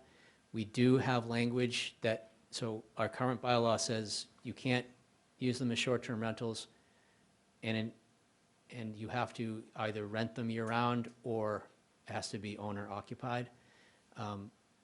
We want to keep all that language intact, so there's some ambiguity with the language and guidance from at the state level about language, and I think a lot of it is kind of semantics, but we're hoping we can just retain that language, because again, it's important, especially given our housing situation here, so I think we'll be able to keep that. The other component of the Affordable Homes Act is to create this seasonal communities designation. There'll be a warrant article on the town meeting to adopt that, so that Eastham can formally be designated as a seasonal community. And if we have that designation allows towns to do a little bit deeper dive on preserving year-round housing and doing some more. So I want to make sure we have the language preserved in the ADU to back that up, assuming it all gets approved. Guest houses, we're adding some language just to clarify that ADUs cannot be used as guest houses, and this kind of goes along with the language that's already in the bylaw that the ADUs, again, they have to be owner-occupied or a year-round rental, and we want to make sure that they're actively rented so that they don't get built and they sit vacant or they become de facto guest houses. The whole bylaw, the whole crux of this is to create year-round occupancy, active units. So we're adding language to clarify that. Pre-existing non-conforming buildings. So I mentioned ADUs are allowed by right. However, they're still subject to limitations on your septic capacity and your site coverage and your dimensional limits. So if you meet all of those criteria, and there's no issues, in theory, you can have your ADU by right, you get your building permit, so forth. There's still language in the bylaw, and the state is making allowances for this, that if you are a pre-existing non-conforming dwelling, so you don't meet the setbacks and you're adding an ADU and that's going to increase the nonconformity, the towns can still have a provision whereby you go to the zoning board for approval. However, it's not a special permit, so it's a lower threshold. So basically the language we're proposing to put in there is that if you have a dimensional nonconformity and it's going to impact the ADU, you would go to the zoning board, basically follow the same process as a special permit, but the threshold for approval is lower, so that there's still an ability for a hearing and for concerns to be vetted and make sure that there's not going to be any detrimental impact, but basically instead of a supermajority, you just need a simple majority to get the approval, and it's not as a rigorous vetting process with the zoning board. I think there's one more thing on Parking. there. The parking. That's, again, to be in alignment with the state regulations, really only being able to require one parking space. I know this gets a little weird here because we don't have public transit, so it's kind of natural to think you're going to have two people living in an ADU and there's no public transit, and they're most likely going to have two cars, so you should have two spaces. That makes sense around here, but the state is basically saying we can't require or make the applicant provide two spaces. They can have as many spaces as they want and all that stuff, but we can't specifically require them as a condition of an approval to have more than one. And so that's, again, just trying to align with the state regulations. So as I said, for the most part, our local bylaw adheres to what the state's doing. There's just some technical adjustments and some language we wanted to shore up to make sure we preserve the provisions for year-round rentals. So I'll leave it at that. And again, public hearing, so we're here to get any feedback, questions, concerns, and we'll go from there. Well, Paul, I have a question about the year-round rentals. I just don't understand this. So is there a case where you could have the owner living in the ADU and renting the primary house out? Yes. That's what this means? Yes, Okay. but technically, we want that flexibility so that you can theoretically switch if you want to downsize to the ADU yourself and rent out the house. That allows that. Okay. The only thing is you would rent it to yourself, It's just a formality, paperwork formality. Okay. Why would, all right, thank you. Why would you rent it to yourself? I mean, Because- if you own it. Because we require that they be year-round. This is the part where actually, we're waiting for clarity from the state, because the regulations are unclear. It basically reads that you can't require an owner occupancy. I'm hoping this will get sorted out before a town meeting, but you can't require an owner occupancy. That's not what we actually do. We say it has to be owner occupied or a year-round rental. So trying to err on the side of caution, we changed the language so that it basically says it's a year-round rental. So if you want to live in it yourself, you can. You don't have to charge yourself any rent, but you have to register it as a rental. Okay. We're trying to just make sure we can preserve that piece without running into issues with the Attorney General's review. And I will say, this has been sent, the Attorney General's office actually said they would pre-review town bylaws before town meeting to try to get ahead of these things, so that our bylaw has been sent to the AG. I'm waiting to get any feedback, so if there are any big red flags, we'll have some time to adjust it, but Paul, yes. with Pat's case, the main structure will be rented to somebody else, but that also has to be a year-round rental? No, just the ADU has to be, technically, the ADU, one of the units has to be a year-round rental. So if you, So you- Either one. You could right, go you to live the in the smaller main one and house, then- Yeah. you live in the Rent main for house, more you build an money, the bigger ADU, one. that ADU is a year-round rental. You want to move yourself, downsize into the ADU, this And is, that can be a short-term rental. you can do the main house as a short-term rental, just one of the units. You can't have two short-term rentals going on with the main house and the ADU. That's what we're trying to avoid. I don't like that. Well, that's what's on the bylaw now. That's the way the bylaw is written now. You can have, and we specifically did that so it gives you some flexibility. So if you want to downsize yourself and still rent out, and it's a way also if you're trying to build an ADU and you need to finance, I mean, And for town meeting,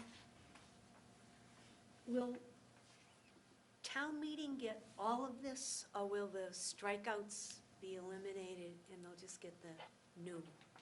the markup version will be in the bylaw. Okay. And the same for the zoning, the markup versions? No. Okay.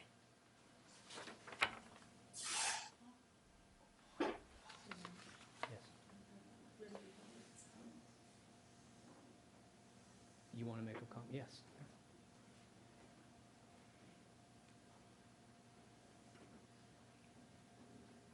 Good afternoon. I'm Carolyn McPherson, and I'm here as Chair of the Affordable Housing Trust. We reviewed the proposed, both the ADU amendment and the zoning amendment. I'm here to speak about the ADU bylaws. We reviewed it and are recommending approval. ADUs are a real key component to one of the strategies to trying to get more housing into our town in a way that's consistent and with the way the town looks and feels. So we think that it's a great idea. As Paul has put together a very good presentation, having to respond to the changes in the state housing bill, those changes are important, but not inconsistent with our strategy. The one thing that we did want to bring to your attention is that, as you recall, last year, we adopted coverage limits on lots by the size of the property and so forth. Extensive discussion and review about that. In looking at the ADU, the intent of the ADU, which is to have a by right, one primary house can have an ADU, there may be some properties that have contention with the lot size, the coverage limits. And so we don't think there's a lot of that. I wear two hats. I was also on the zoning, I am on the zoning task force, and I remember looking at the data last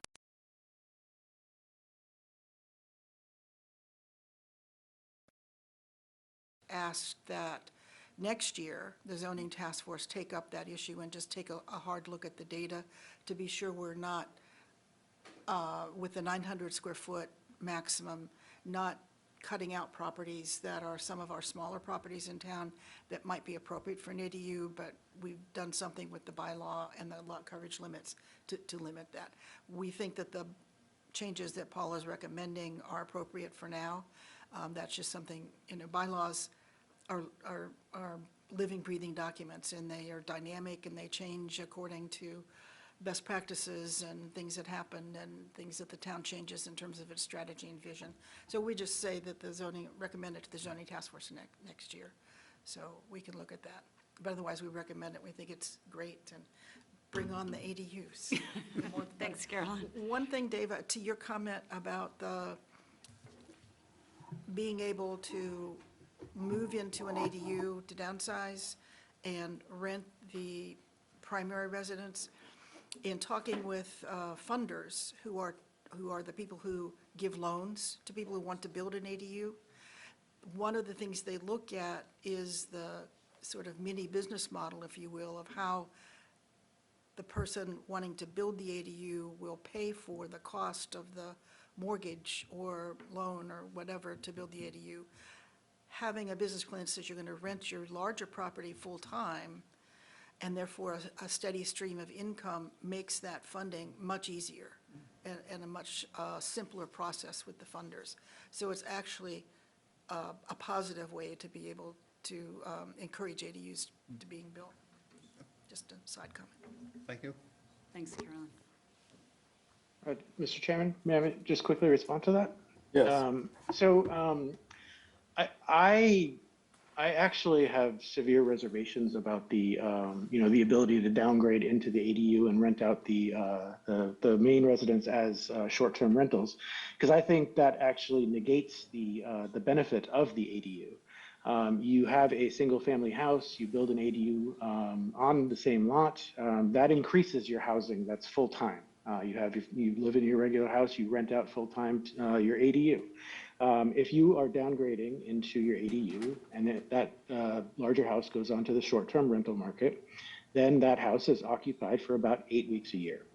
And it sits empty or empty-ish for the rest of the time. And basically what that does is it keeps us in this vicious cycle of families possibly being able to get that October to April or early May rental because the house is sitting vacant and the owners would like to, who are living in the ADU, would like to keep that rental stream going. But it perpetuates this cycle of on and off homelessness, basically, for families who work out here on the Cape.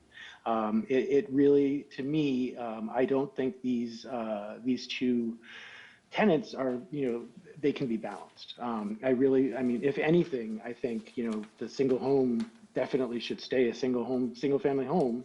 And the ADU should be, a permanent, full-time, year-round rental to increase the housing pool rather than pulling, say, a 4-bedroom off of the market, making it short-term, and then having it be seasonal housing for, workers in the wintertime. So it's just, for me, I just think that's my big sticking point. And if there's a way, Paul, that you can think of, or if anyone can think of to try and get around that, I think that would be the most beneficial to this town. And I do respect the Affordable Housing Trust's, opinion, and I definitely agree that ADUs are good for the town. It's just, I don't think ADUs should be then therefore used as a detriment to the actual capacity of our town to house residents and their families. Over. Thank you. Anybody else? Yeah, Dan, it's Ben Zender. Just very simple request. You may recall that when you passed your residential lot intensity requirements in 2003, you provided an effective date of the regulations of the date of town meeting. I would ask that you, as part of your approval, if you approve this tonight, ask staff to incorporate an effective date of town meeting. And the reason for that is because the projects that we have, the lead times are huge. We go through design process, engineering process, conservation process, health process, and we come to planning last. So I've got clients right now with projects in the pipeline that I read this and had to call them and say, you're gonna have to go back to the drawing board and completely redesign your projects because of this. So the lead time between just advertising this and us knowing this is happening, and they're just jammed. So if you're willing to do it, to incorporate into this the same statement, if you look at 7.4 of your bylaw, it says the effective date of section .4 shall be May 6, 2023. These requirements shall not apply to applications submitted to the planning board and stamped or received by the Eastham Town Clerk prior to May 6. Just so that the project that we have going right now, that we've been working on for literally some of them almost a year and a half, we have the ability to submit applications between now and town meeting, and then not have to wonder whether it's going to pass or not pass, et cetera, because, we get jammed up not even knowing if things are going to pass. So if you could consider incorporating an effective date of town meeting, which I think is a simple thing, all you have to do is just as a part of your vote, instruct your town staff that you want that in there. It would let us at least keep moving with what we have. So, thank you. Is there anybody else? I would just ask if Paul could speak to this. My understanding with the ADU is the state passed new regulations. And quite frankly, we have been told, or my impression from the briefings we've had, is that the state regulations supersede our local body here. So we were trying to write an ADU bylaw that would be compatible with the state, so we wouldn't be in a situation where if we approved one thing, but the law was different, then it would be clashed. So I believe, in particular, things like the size of the units, et cetera.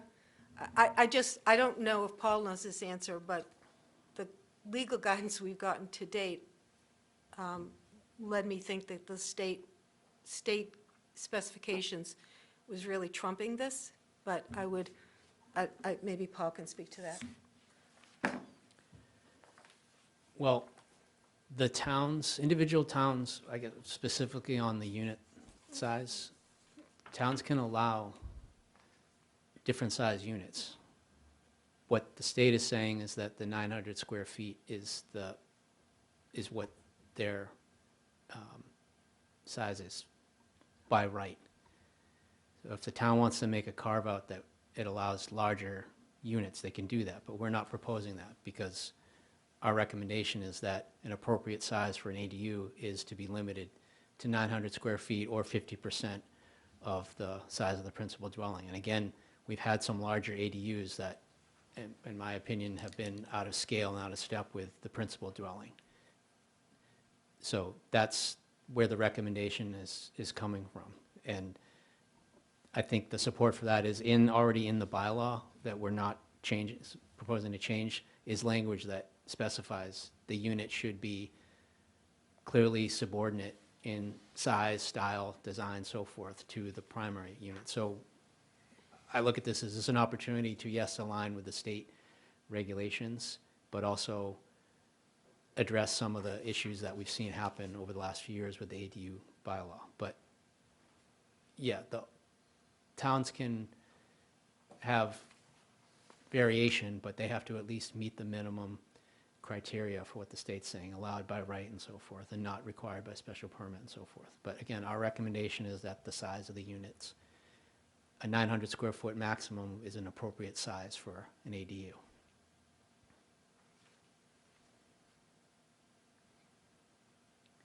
Well, how about Ben's request that this become official as of after town meeting? I can only surmise that some of these units in the pipeline are larger than 900 square feet, but I mean, if we vote to send this to town meeting, does that become official at this point? so right now, the bylaw that we're talking about now is technically in effect. Okay. So if it doesn't pass, well, it's an interesting question. I'm not sure I would say we revert back to the current bylaw, but where that doesn't align with the state, that we have to work that out. But this is what's in effect right now. Okay. It's a consideration. So again, Mr. Zender's recommendation I guess it's up for the board to consider if you want to have a carve-out for things that are in the pipeline. I would say that if you are to consider that, it would be for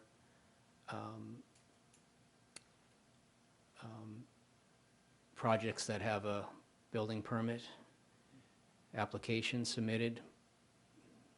But again, the recommendation is that these unit sizes, we're recommending 900 square foot units. So having that carve out, things that are in a pipeline that may be larger than that would technically be, have a legacy provision in that, so. Paul, does the state have a effective date on? It is already effective. already in place. February. Already effective? Okay. Okay. Paul, this is Dave Brunel. I'm sorry to harp on this, but I'm just looking at the, the draft warrant article, and you look at section 521 sub 3 is to prevent the displacement of current Eastham residents and encourage the influx of new residents. And then sub 4 is to encourage a more efficient use of the town's housing supply and building stock while maintaining the character of the areas in which the ADUs are located. So basically, I believe the the ability to have that that main property rented out as a seasonal rental or short-term rental, it kind of goes against. It flies in the face of sub 3 and 4 in the existing town bylaws. We're trying to prevent the displacement of current Eastham residents. So if someone wants to downsize and go into their ADU and take their large house off of the market, that is disadvantaging Eastham residents who might not also have elsewhere to go. Folks who, again, the workers who have their winter lodgings set up each year. They get to move in on like October 15th, and then they get kicked out on April 15th. So it's like 6 months that you have a home, and then 6 months where you're home insecure or possibly homeless. And it's just, to me, I do not agree with the way this warrant article is drafted, and I also think it is contradictory based on how the town bylaw is already written versus the proposed changes to allow for the short-term rental of the main residence should the owners choose to occupy the ADU. Over. Paul? So I appreciate your comments, Dave. I understand where you're coming from, but the ADU bylaw is set up to regulate the ADUs, not the principal dwelling. So I don't even think we could, if we wanted to, put limitations on what you could do with the principal dwelling. So I guess that's where, Paul? yes. There's no exclusion that an owner who goes into his ADU could not rent it year-round. Is that correct?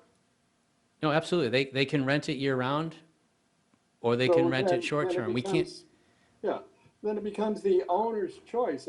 Theoretically, one scenario would be he went to short-term rental, and the other scenario is he provided a year-round house for another family.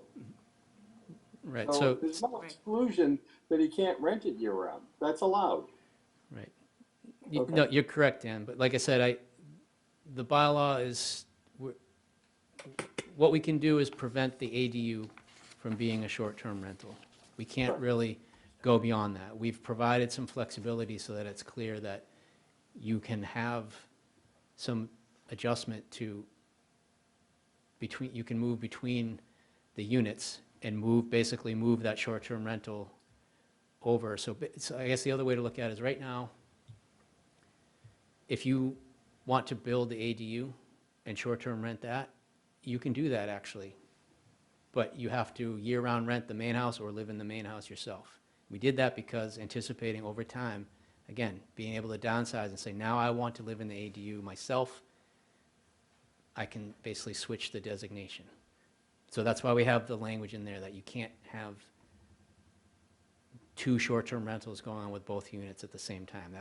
That's prohibited. I will also add, point of information, We are rolling out a new assistance program, Lease to Locals program, and that is targeted towards creating year-round rentals. It's basically targeted to property owners, landlords. Basically, it's an incentive payment to not rent year-round. So we will pay money for you to, Short-term. short-term Yeah. rental, sorry. Yeah, To which one do we create, want? sorry, thank you. Huge point, yeah. I know, right? So basically, to get folks to stop renting short-term, start renting year-round. Again, so it's just there's no one perfect thing. We're trying to make the adjustments to the bylaw. We're trying to have some assistance programs, trying to have some incentives just to voluntarily get folks to say, there's a benefit to renting year-round. We'll help you kind of make up the shortfall of what you could do financially in hopes of getting you on the track and realizing that there is obviously there's a strong need, but it can be a strong market for year-round rental, and it could actually be, over the long term, just as lucrative. We're trying to, that's what this program's set up to demonstrate. So, again, there's a lot of tools we're trying to employ to work in combination with each other, regulations, assistance programs, and so forth. Nothing is absolutely perfect, but again, Dave, I understand what you're saying, but my answer is I don't think we can go beyond what we're doing here. We can't dictate what they can do with the principal dwelling. Right. I've been sitting here thinking about that, and this is focused on the ADU. And so what the owner does with that other unit is not something for us to look at right now.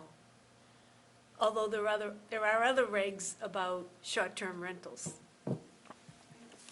But this is focused on Right. what happens at the ADU. Right.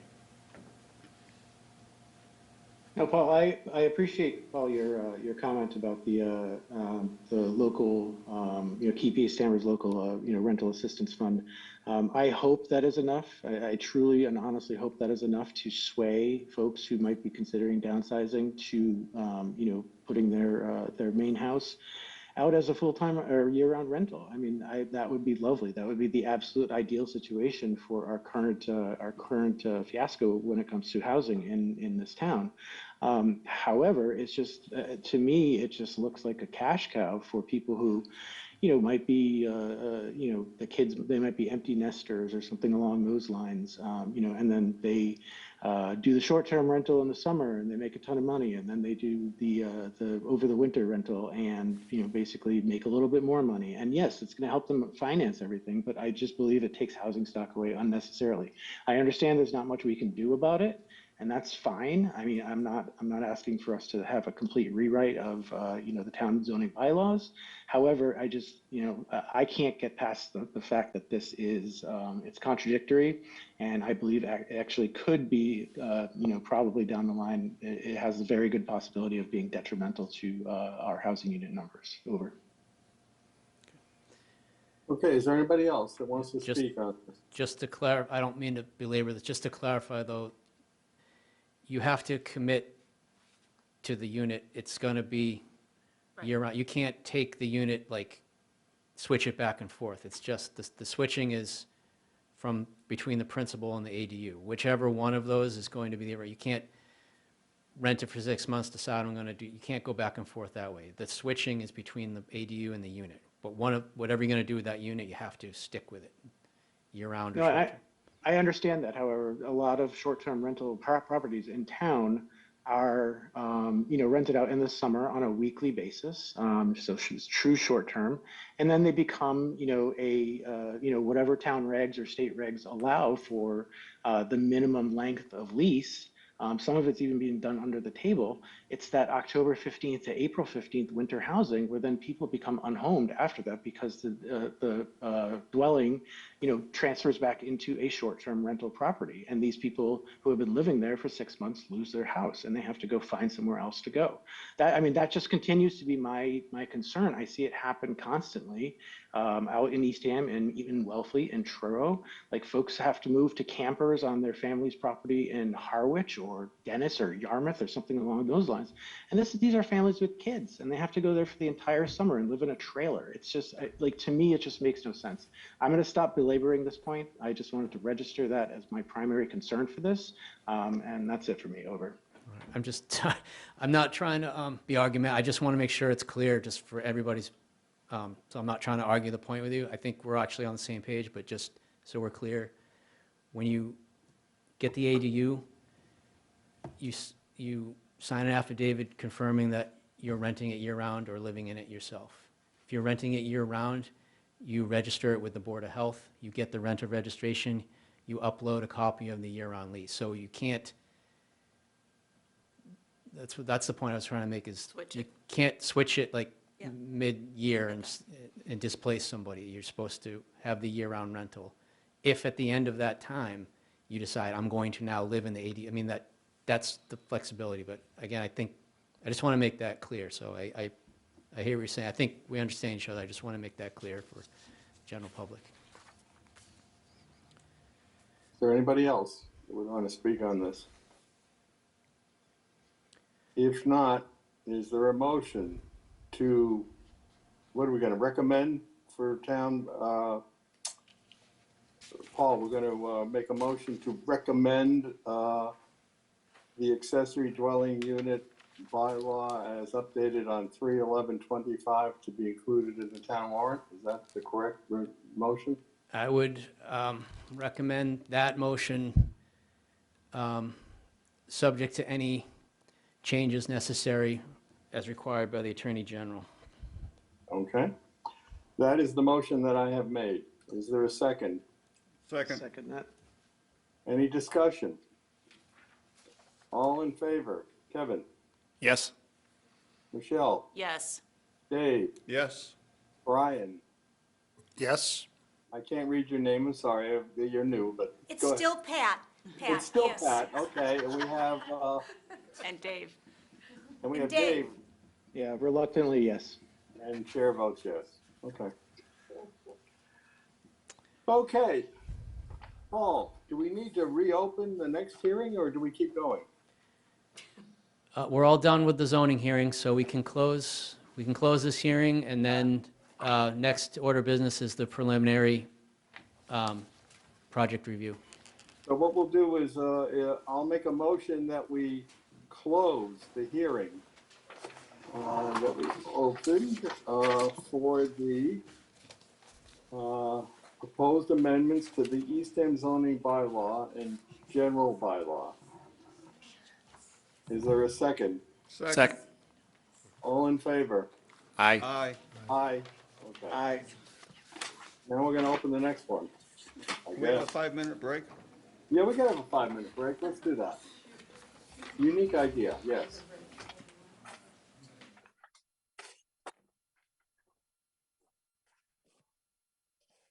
What's up? Okay. So the next item on the agenda is for preliminary review for 400 and 440 Massasoit Road as shown on map 8 parcels 150 and 151. Corey Brundage, owner, is seeking to redevelop his 2 adjoining properties, which will require a special planning board approval for site plan special permit number 400 is a existing non-conforming commercial use in the office residential district of the Eastham Corridor Special District, ECSD. Number 440 is an existing residential use in the OR district. And I believe Mr. Zender is here. I am, Mr. Government, thank you. Again, Ben Zender here now in a professional capacity on behalf of Corey Brundage.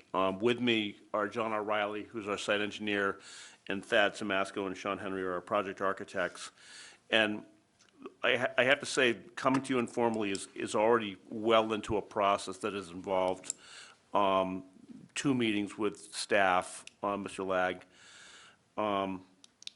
and Jacqueline O'Rourke, just to go through this project, really with an eye towards looking at it in terms of your upcoming bylaw that you just reviewed, actually, believe it or not, because we kind of had to design anticipating that it may pass.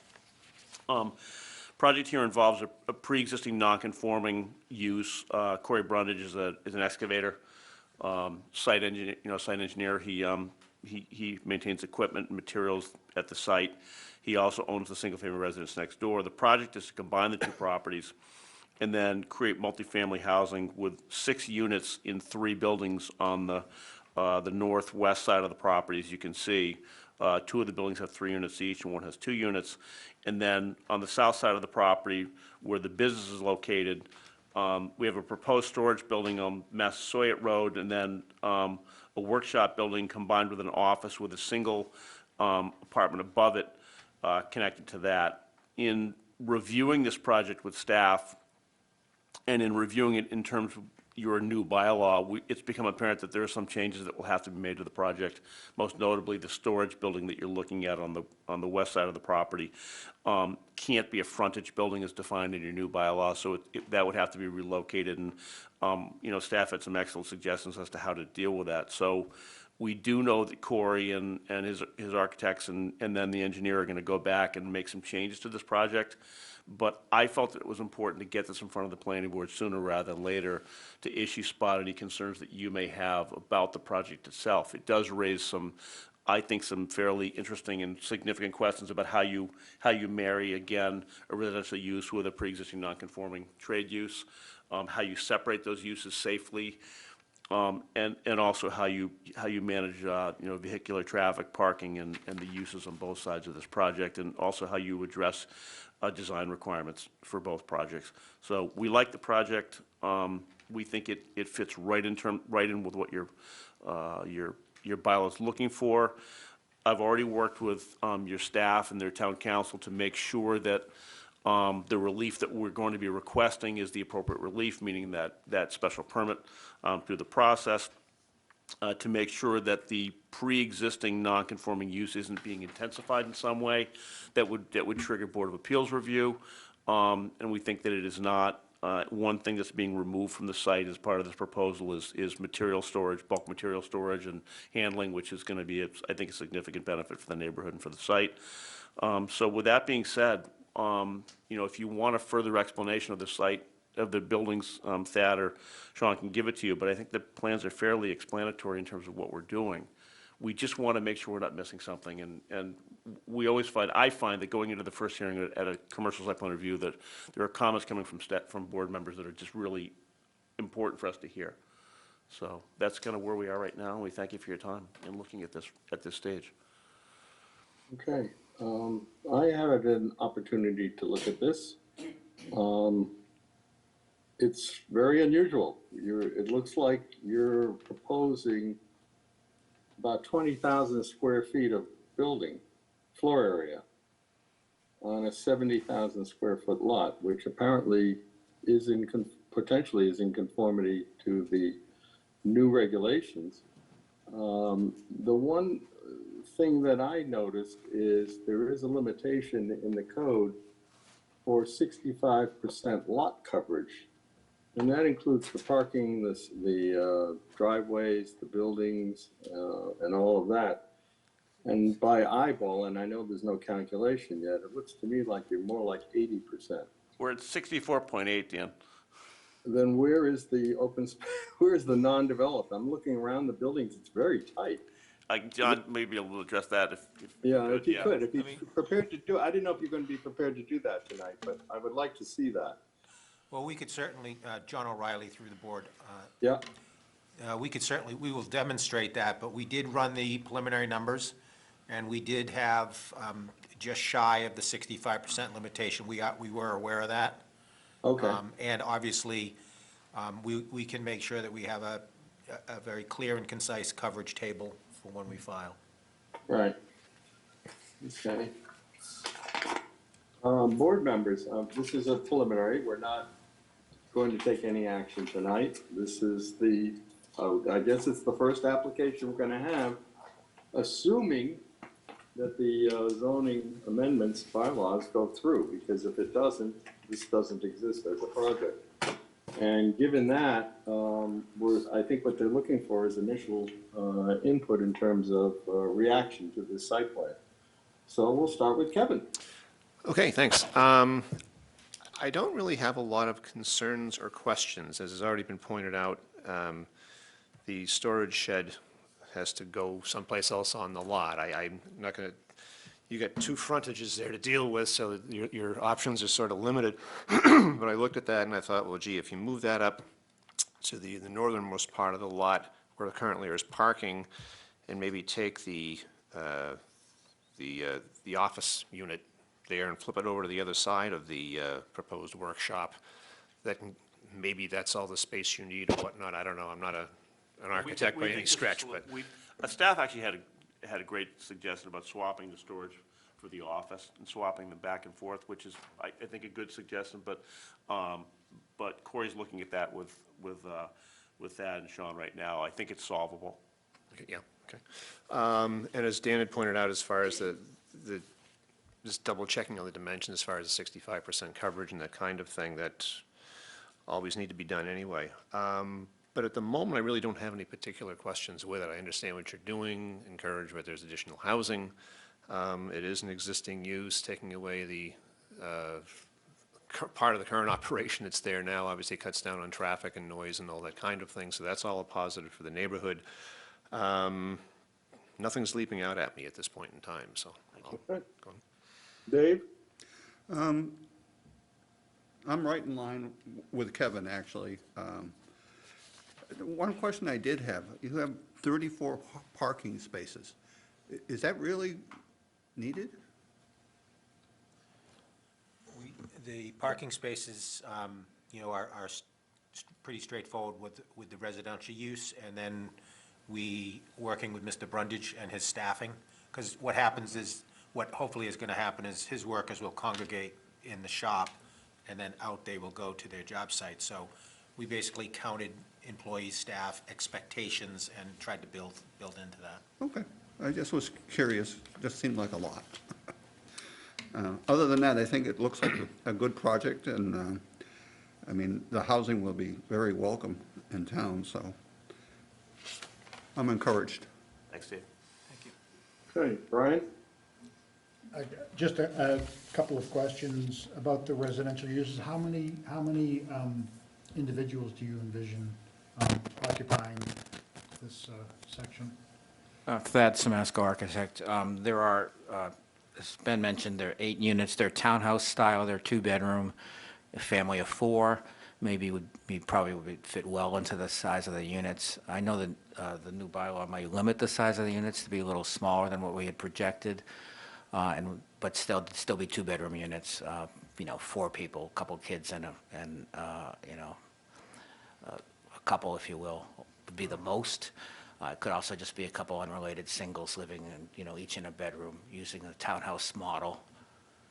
Do you dare mention just the maximum amount of residents to be occupying this? We don't, the regulations aren't structured that way. Yeah. They're structured based on bedroom count. I believe the town uses a model of 2 persons per bedroom in terms of their planning purposes, and there are certain square footage requirements, for that each room has to have. But I think it's probably fair to assume, if we're talking 9 units, 18 people. I'm sorry, nine units. Times two, 36 people. 36 people, yeah. Probably would be the maximum, I would think. The other question is, topographically speaking, there's a number of swales and crests relief to this area. Would you be changing that, or with the landscaping, or? I'm sorry, Mr. Earle, what was the question again? Swales and there's a number of swales and crests to the area. Yep. The topography. Yeah. Would you be changing that much, or is it? We're actually trying to work with the existing grade now, so if you've been to Brundage's complex, you come off either road and go down into his yard. Right. And then the residential units are somewhat elevated, so we're kind of following that same approach. You can see, as far as drainage, we've collected the drainage for the residential units in the residential area, I mean, at least this concept now.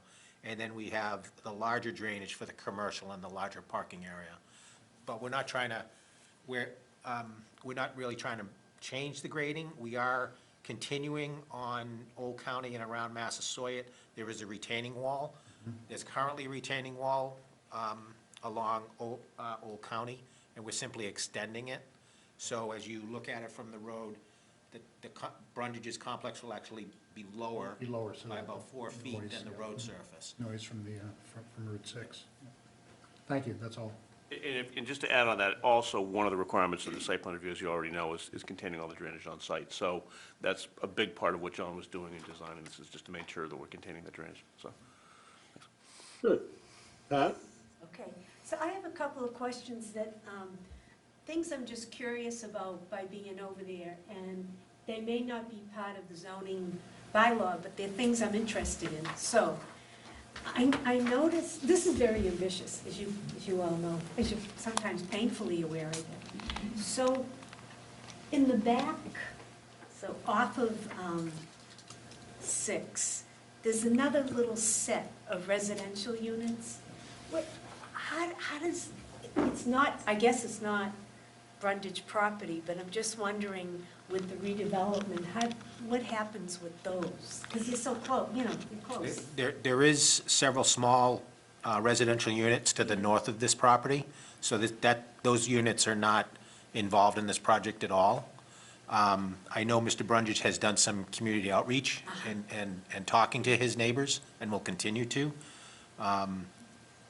But, our site currently holds the Brundage's operation, as it currently is constituted, and then one residential unit on the residential property. Right.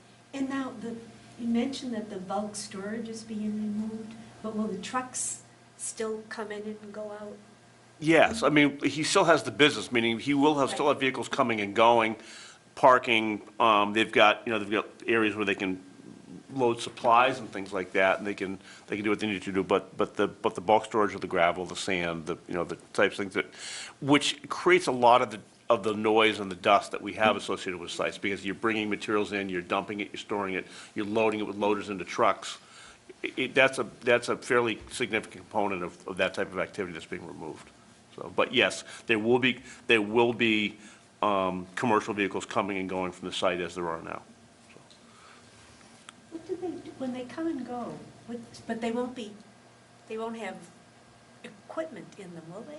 Well, I'll give you an example. They may come in and hook up a trailer that has a bobcat on the back of it. And they may haul it out to a site and then bring it back at the end of the day and park it. Or employees will come in their personal vehicles, park a personal vehicle, grab a 10-wheeler, take a pickup truck, take a trailer, take a piece of equipment, leave, take it to generally it goes to the job site all day long, and then it's either maintained on the job site if it's a piece of equipment or something that's going to stay there, or it comes back and gets put back in the yard, store. And I'd add, the expectation is the workshop is a 4-bay garage that you can actually bring a 10-wheeler into that, so your expensive equipment can get out of the weather and frankly, out of the neighbor's view, and all of that will be inboard inside the building, so that'll help organize the site. Thank you. Dave? Thank you, Mr. Chairman. So just looking at the footprint, so the last of the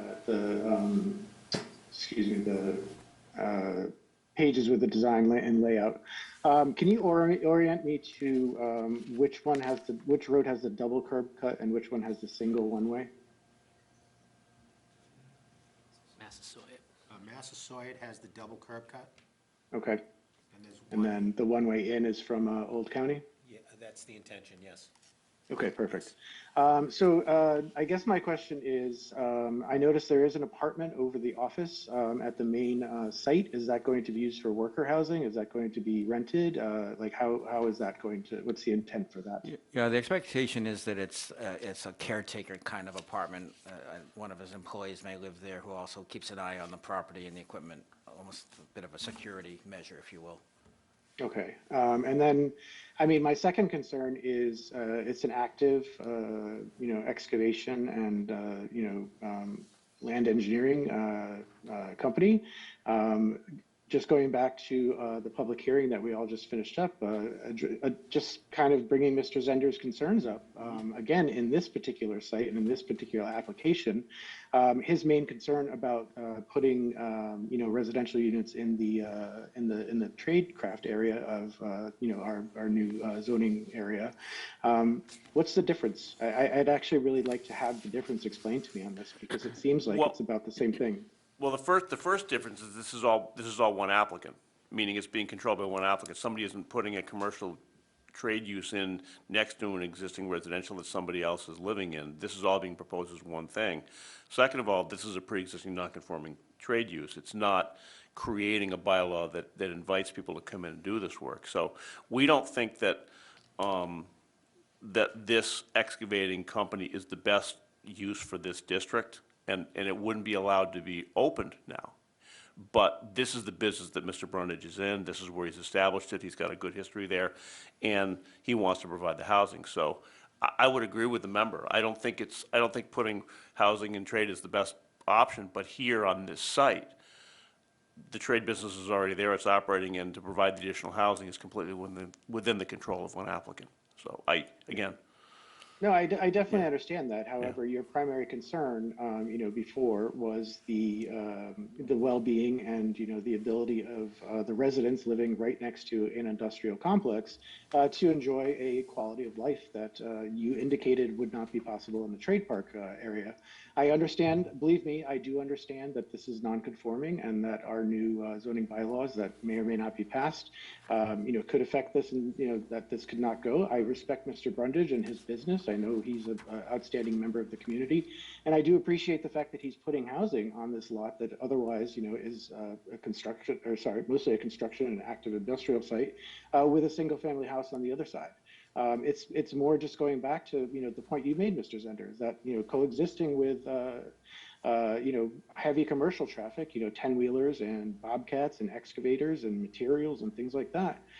It's going to be a pain for these neighbors, and you're going to have complaints. And so, this is more just commentary from me, based on this. I totally support this. If it goes forward, I like the layout. I think it makes a lot of sense to kind of have the traffic flow go the way it does. I'm glad that you guys put thought into having the main traffic come off Massasoit and then out onto Old County, in from Old County, for the big trucks and stuff like that, and then out onto Massasoit for everything else.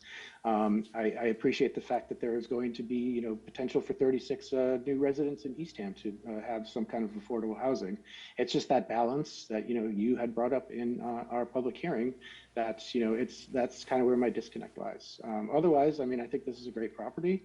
I think it's a great plan, and I do hope that it goes through. It's very innovative. It's very ambitious, and I do appreciate it. So I'm just kind of going there, and that's really where I am. So over. Thank you. Yes. Mr. Chair, if you don't. Yes.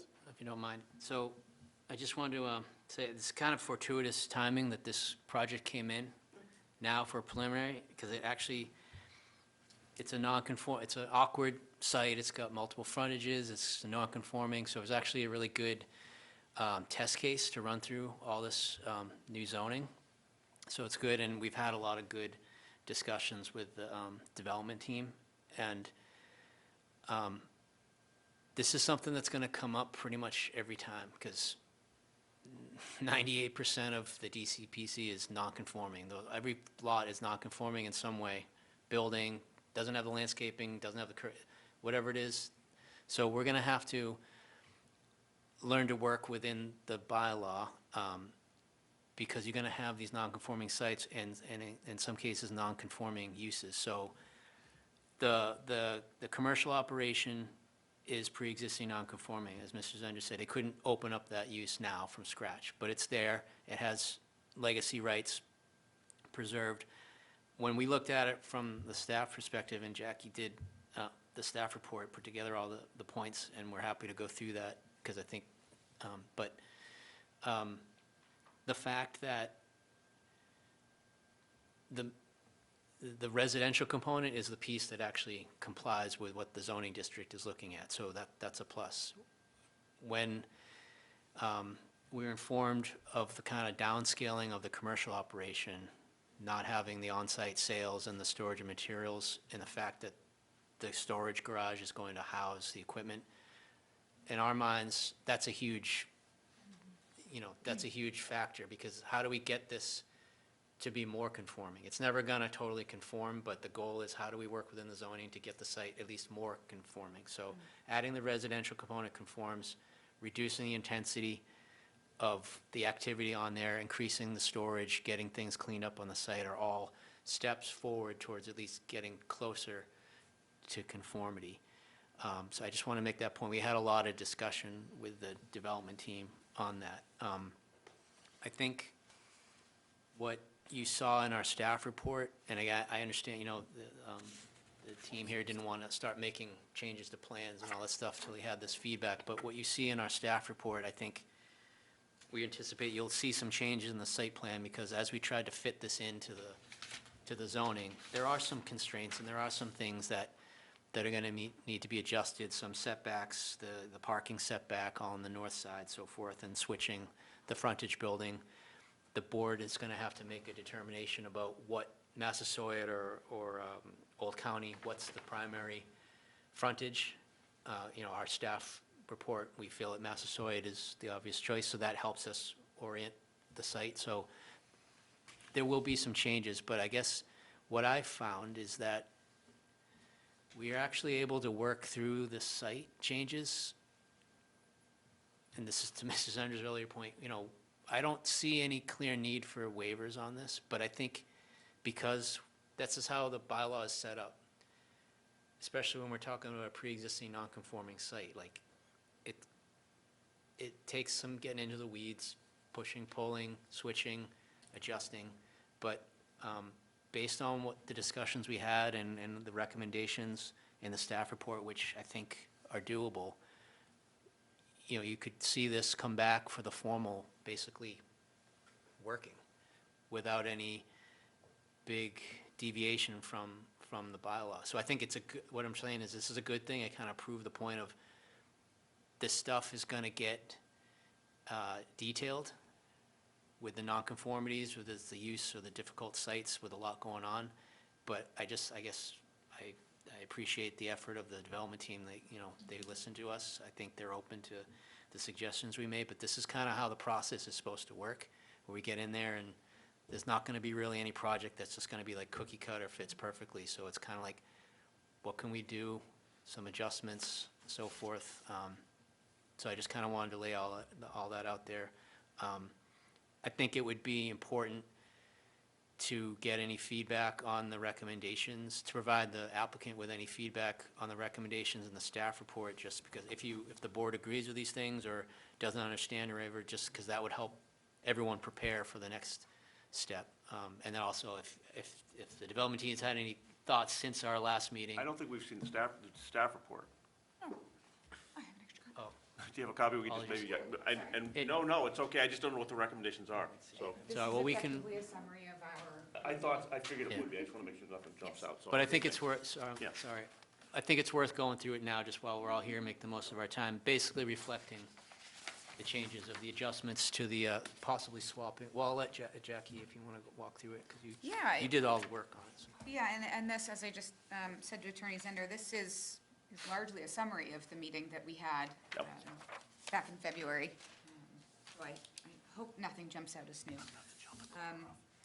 And I want to point out at the top, Dan, that the plans that we're actually looking at right now are drawn under the existing office residential bylaws and in fact would comply largely. I mean, everything, there's always a tweak here and there and a square foot to argue about here and there, but this is actually in compliance with the existing bylaws. So even if our new round was to not pass in May, this is an appropriate project for the site, in our opinion, which is, I think, an important thing to hold on to. I think one of the major changes, and Pat, this speaks a bit to your question about those residential properties. If you look at the sort of long stretch of parking at the top of your site plan, which is to the north, that's a space where a recommendation in the bylaws you just reviewed now call for a 20-foot setback where a commercial property abuts a residential property. So to give some relief from that residential neighbor, and includes requirements around landscape screening, which are already in the landscape plan and can be strengthened, perhaps with some extra shrubs, but it's there in the plan to be able to shift. Another shift there is actually with the changed setbacks for the district, that the largest structure, the workshop, would actually be moving closer to Old County Road. We talked about that. And so in terms of improving the streetscape, some of those goals of bringing buildings closer to the street and blocking off more of the parking. I think, just sorry, on that point, I think it's one of these things where, when you look at this, there's a lot going on, and it's kind of like, whoa. But as we get into the details, it kind of actually, things work out to the advantage, I think. So the north side, the setback, they'll need a little bit more landscape buffering along that north where the parking is. But that actually kind of works out because technically, the large storage building with the office attached is supposed to be actually closer Right. to Old County to comply with the setbacks, because we actually want the frontage buildings in the building frontage zone. So it's actually just a little bit outside of where it's supposed to be. So that's what I was saying, as we kind of like twist and turn this thing, it actually kind of like, the adjustments that are needed actually help on the other end of things. So that's where I kind of feel like things started to come into focus. It looked like a lot going on, but also like that large building, I mean, it fits dimensionally. It's going to adhere to the architectural designs. And again, it's on the road, but that's going to block, it's going to store the equipment that's outside now, but it's also going to block the interior space and block the parking from the street view. So I just found the more I looked at it, it kind of like, you get Like comfortable one with it, problem and it resolves actually another. comes, a lot of stuff actually going to fall into place nicely.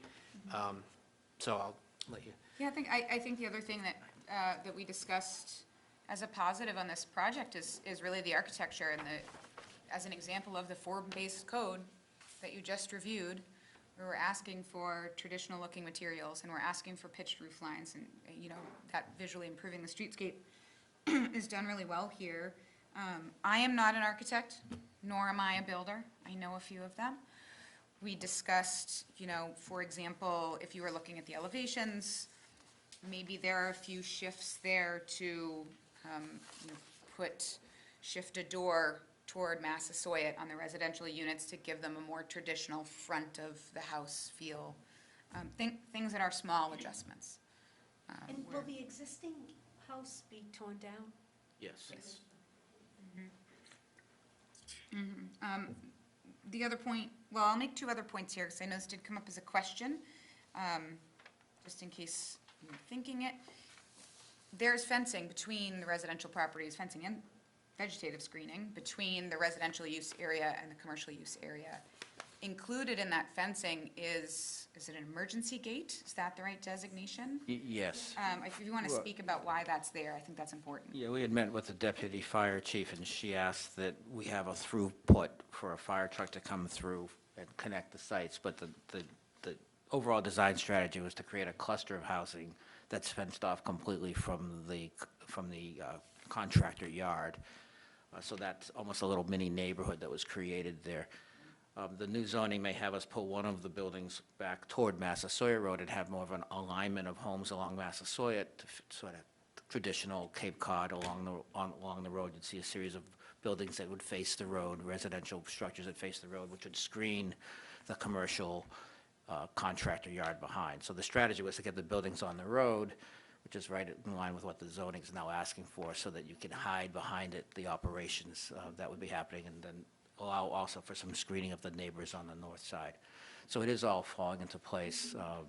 The new zoning helps, I think, do that a little better. We did have, as you mentioned, we thought we were conforming to the current zoning, but I think the new zoning we can conform to and probably get a little bit of a better project out of it. I think the other important point that I want to call your attention to in the staff report is the inclusionary zoning. And this is a point that we as a staff are actively working on so that we can support our local developers. This is not a massive 40-unit, place being done by a huge developer who's familiar with running affordable housing lotteries and marketing plans. And placing affordable housing is a process. And this property, as proposed, would need to include 2 inclusionary units. We can spend more time on the details of the inclusionary bylaw if needed. The basics on this one is that you would need 2 units. There are fair housing legal practices required with affordable housing. What we're working on right now at the staff level is to create essentially a roadmap for smaller developments to help you folks out, the next folks who come along with a great project, that sort of gives template documents, plug and play. Here's how you put together a marketing plan. Here's your steps for your lottery. Here are your resources, incentive programs to try to help. While inclusionary zoning can create a hurdle, all right, we're trying to help sort of get over that hurdle as best as we can. Yeah, Add so, to that. so this is one aspect that we haven't really walked through. I'm not sure exactly what Mr. Brundidge's plan is going to be for this component, but it does trigger the inclusionary. So as Jackie said, based on the total number of units, there would have to be 2 inclusionary units. This is actually the first time the inclusionary bylaw has been worked with, so this is what Jackie was saying. It's like, it looks good on paper, on the books, and we got it in there, but when you go to put it into practice for smaller scale projects, there is a lot of kind of overhead and red tape, if you will, that you have to work through. So we're trying to figure out how best we can help on these smaller scale projects, because again, Mr. Brundidge isn't a housing developer, he's just trying to add this component. So we're sensitive to that, but we are constrained with the regulation. I think we'll look at the regulation again probably next year, tweak it, but for right now, we have to work with what we have. Basically, the options for the applicant are to create the required units on site, incorporate them into the site, designate those. There's an option to create units, the 2 units somewhere off-site if he had control of that, or to make a payment in lieu of creating the units, and there's a calculation process. So basically, the amount of money that would be set forth to create the actual units would get given to the town's housing trust, so that then we would use it. So those are kind of the 3 options. I don't know what level of discussion has happened so far, but that would require, the inclusionary component requires its own separate special permit for the planning board. So when this whole thing comes forward, you'll have one special permit for all of the site design, and then another special permit to handle the inclusionary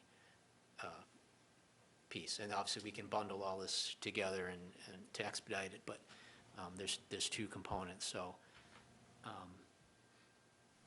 just want to make sure that that's understood. So I see that Dave Purnell's hand has been raised very patiently for a very long time. Don't worry, Jackie. I work for the U.S. Department of State, and my hand stays up for about 20 minutes at a time as I wait for people to get through their very verbiage. You're here in Eastham now, Dave. Well, no, I'm still working for the department. Anywho, is Mr. Zender still in attendance? No, he had to leave for a meeting, I believe. Okay, so I wanted to ask a question, and I'm not sure if Mr. Brundidge is comfortable in answering this without his counsel present, but it was mentioned at the top of this proposal that there has been extensive community outreach to abutters and neighbors of this property, and I'm just curious, like, how that's going, because I mean, this is always an important thing when we start thinking about major projects, major site redesigns, et cetera. You get a lot of neighbors that get a little squirrely about things, and I'm just curious, like, first impressions, like, how are your abutters feeling about this project? And this is just, this is a question. If you'd rather ask this or answer this in presence of your counsel, I completely understand. But I just want to kind of put it out there as, my initial concern for this project. Over. I would say we've relied on Corey to do that reconnaissance, and I'm not capable of answering how it all went and who we spoke to and for how long and what the issues were. I don't know if, John, you've had a different... I Yes, well, the only individual I know Mr. Brundage has reached out to is the closest residential person to the north, who, you know, asked for additional screening and was elated that the bulk storage was being shifted to another site. So I know there's definitely one conversation, I know the results of it. I also believe that he's reached out to people on Massasoit as well as the bank across the street, but I don't know the limits of conversation with those people. Okay, I mean, since this hearing is going to be continued anyways, I can ask that question at a later date. Thank you. Over. You were planning, let's say, to have 30 people living here, more or less. Are there any picnic tables or barbecue spots, or where are the kids going to throw their baseballs, or have you thought about that at all? To some extent, the townhouse style allows everybody to have a ground floor entrance and a rear patio area for their picnic table and their grill and so forth. The ball throwing, I'm not sure there's room on the site for throwing a baseball. There's probably a place would set up a basketball hoop within the parking lot area, because to your point, perhaps there's a little more parking at some times of the day. When the excavator folks go home, I don't know, say at 4 o'clock, from that point on, the site would be available with some asphalt. Yeah. But I'm not sure that Corey would be wanting, folks throwing baseballs around near his trucks, for example. Well, all I'm saying is you're probably going to have some kids, and kids will be kids, kind of a deal. That's a fair point. And people will like to go out and barbecue once in a while and sit down and enjoy the weather. And I just want to make sure that you're thinking about those kind of things. So, Okay, I have a few points. I'm curious. You say there could be 36 people in the 8 units. You've got parking for 14 cars. I will require no parking signs on Massasoit and County Road, Old County Road. And yet you're showing a fence. I'm trying to figure out why the overflow parking, you've got 36, allegedly 30 people living in the units. You have perhaps guests that are coming. Where are they all going to park if they don't get into that commercial parking lot? Do you have any thoughts of allowing access into there? And, you're gating it so they can't get in it. But I think it's a mistake. I think they need to get in there for overflow parking. Because if they don't do that, they're going to want to park on Massasoit. And I don't want any parking on Massasoit. They can't take it. That road is not wide enough to allow parking on it. So I think when you rethink this plan, you better consider overflow parking use of the large parking lot on the north property line. Yeah, I think that's a good point. We expect that. There is a pedestrian gate that's shown, but we'll enhance that connection. Our expectation is overflow parking, at the end of the day could happen, particularly in that line of parking that's on the north. But we'll consider that as we revise the plan, making sure pedestrians can get through. We want some kind of gate just to keep a kid from running through, but basically an adult could get through that gate into the residential section. But are you going to gate the driveways serving the commercial at night, or are they going to be able to drive in? We're currently not showing any gates on Old County or Massasoit for the commercial. Well, if there were gates there, I would not be inclined to give site plan approval without access to those spaces for the overflow. And I would like to see on the next plan, no parking signs proposed for Massasoit and Old County Road. It's just too dangerous to park on those roads. They're not wide enough to pass. Okay, so that's my points, I think, at this point. So we're not in a public hearing, correct? Correct. So we don't have to close anything. We have to, again, wait and see if the new district is approved. And so I assume, I don't know when you want to come back for the next meeting. We don't have to adjourn, so just whenever you file we can respond at that point to putting you on the agenda. Do you anticipate wanting to come back for another preliminary where you, with some adjustments, or? Anything's possible, as they say. I think that, that, as Ben said to me as he was leaving, that, the architects need to do the redesign of the buildings, then I've got to do a redesign of the drainage and grading and parking. So I think your punch list has been very clear, and our meetings have been very productive. So I'll leave that to Ben to reach out to you if need be. I think we have enough that we probably would not need another informal, but I wouldn't say no, absolutely no. It's an option that's available. Yep. Again, just to, I mean, we'd like to do, if the only reason to do another informal is just not to waste the board's time or our own time if we're off track of something, instead of getting into a formal hearing. I did have one question on the fee for the inclusion housing. Has the town worked out the math on the fee yet, how it's calculated? it's spelled out in the bylaw, but we haven't actually had a I didn't see it. proposal to actually work with it. So that's why, as Jackie was saying, we're trying to, the bylaw, to be honest, it's kind of like the boilerplate inclusionary, where we wanted to get on the books so that we were covered, but then when you get into the details. Yeah, Yarmouth has a very similar bylaw. So. Yeah, so I think I'm working with town council to see if there's any latitude about what we can do within the language that's in there, but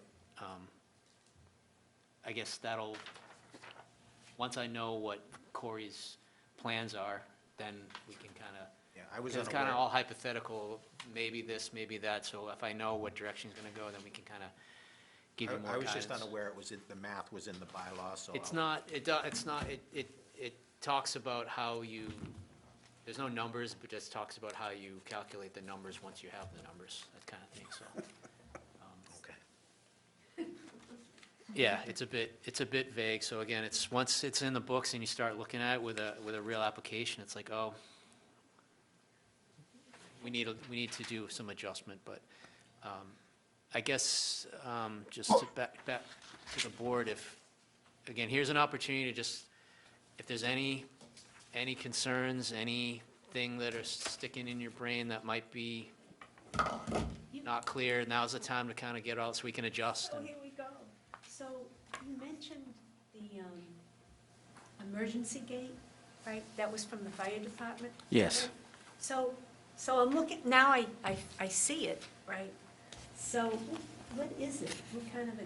It's a simple, almost could be a chain or just a swing gate that the fire department would have a key They'll have to, a key to? so that if there's an emergency, they can get through, the site has, the contractor yard's part of the site has two entrances, right? So it'd be unusual that they'd both be blocked, but if they happen to be blocked, or a fire truck came into to some event that was happening at the housing, they could go straight out and wouldn't have to try to back out onto Massasoit. They could come out straight through the gate and get onto Old County or Massasoit straight on.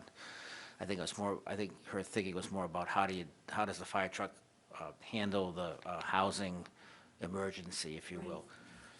With the new layout, issue may all go away, and all that may just come off of Massasoit Road if there's a fire emergency, because the buildings may line up right on Massasoit. Thank you. Sure. One thing I wanted to mention, just going back to the site layout, if the design team's able to incorporate the recommendations and they're able to swap the office building with the storage building, that satisfies the requirement for the frontage building for the use. It brings that apartment, basically your lower intensity uses are all aligned on Massasoit, including the apartment above, so kind of all your housing's lined up on Massasoit. It reinforces the streetscape.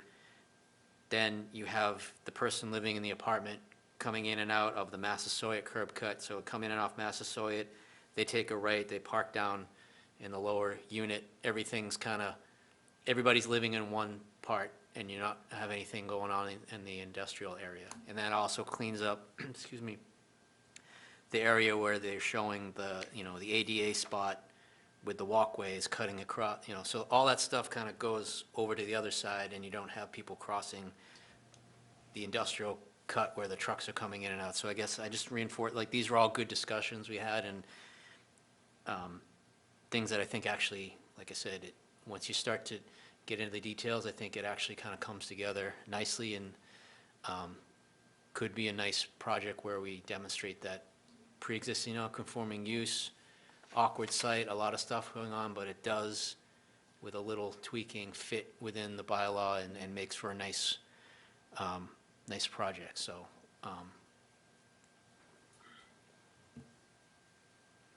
Okay, thank you for coming. Thank you all, have a good night. Thank you. Thank you, too. Next item on the agenda is the minutes from February 19th, 2025. Are in your packet. Does anybody have any corrections or changes that they'd like to make? If not, is there a motion to approve the Eastham Planning Board So moved. meeting minutes on that date? I'll second it. All in favor? Aye. And I'll have Dave Hobbs sign it. Yep. Okay. We done, Paul? So just for April meeting, we will have another public hearing to discuss the design guideline document, which is online now, but I'm hoping to have, we're making some final adjustments, so I'll send that out to everyone. But, so we'll have that, basically the same thing we did tonight, just on that one document. And we have, Will we be meeting at 4 o'clock again? I forget, when did we advertise that? I think you were 5. At 5, yeah, because we'll start at 5, because we only have one, we have one regular business meeting. It's a request for a waiver.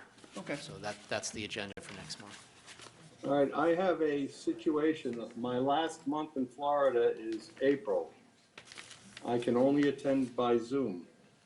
If the state does not change the requirement, there's only one member that's allowed to be at the meeting on Zoom. Does anybody else need or want to use that Zoom space? Only if I can go to Florida, too.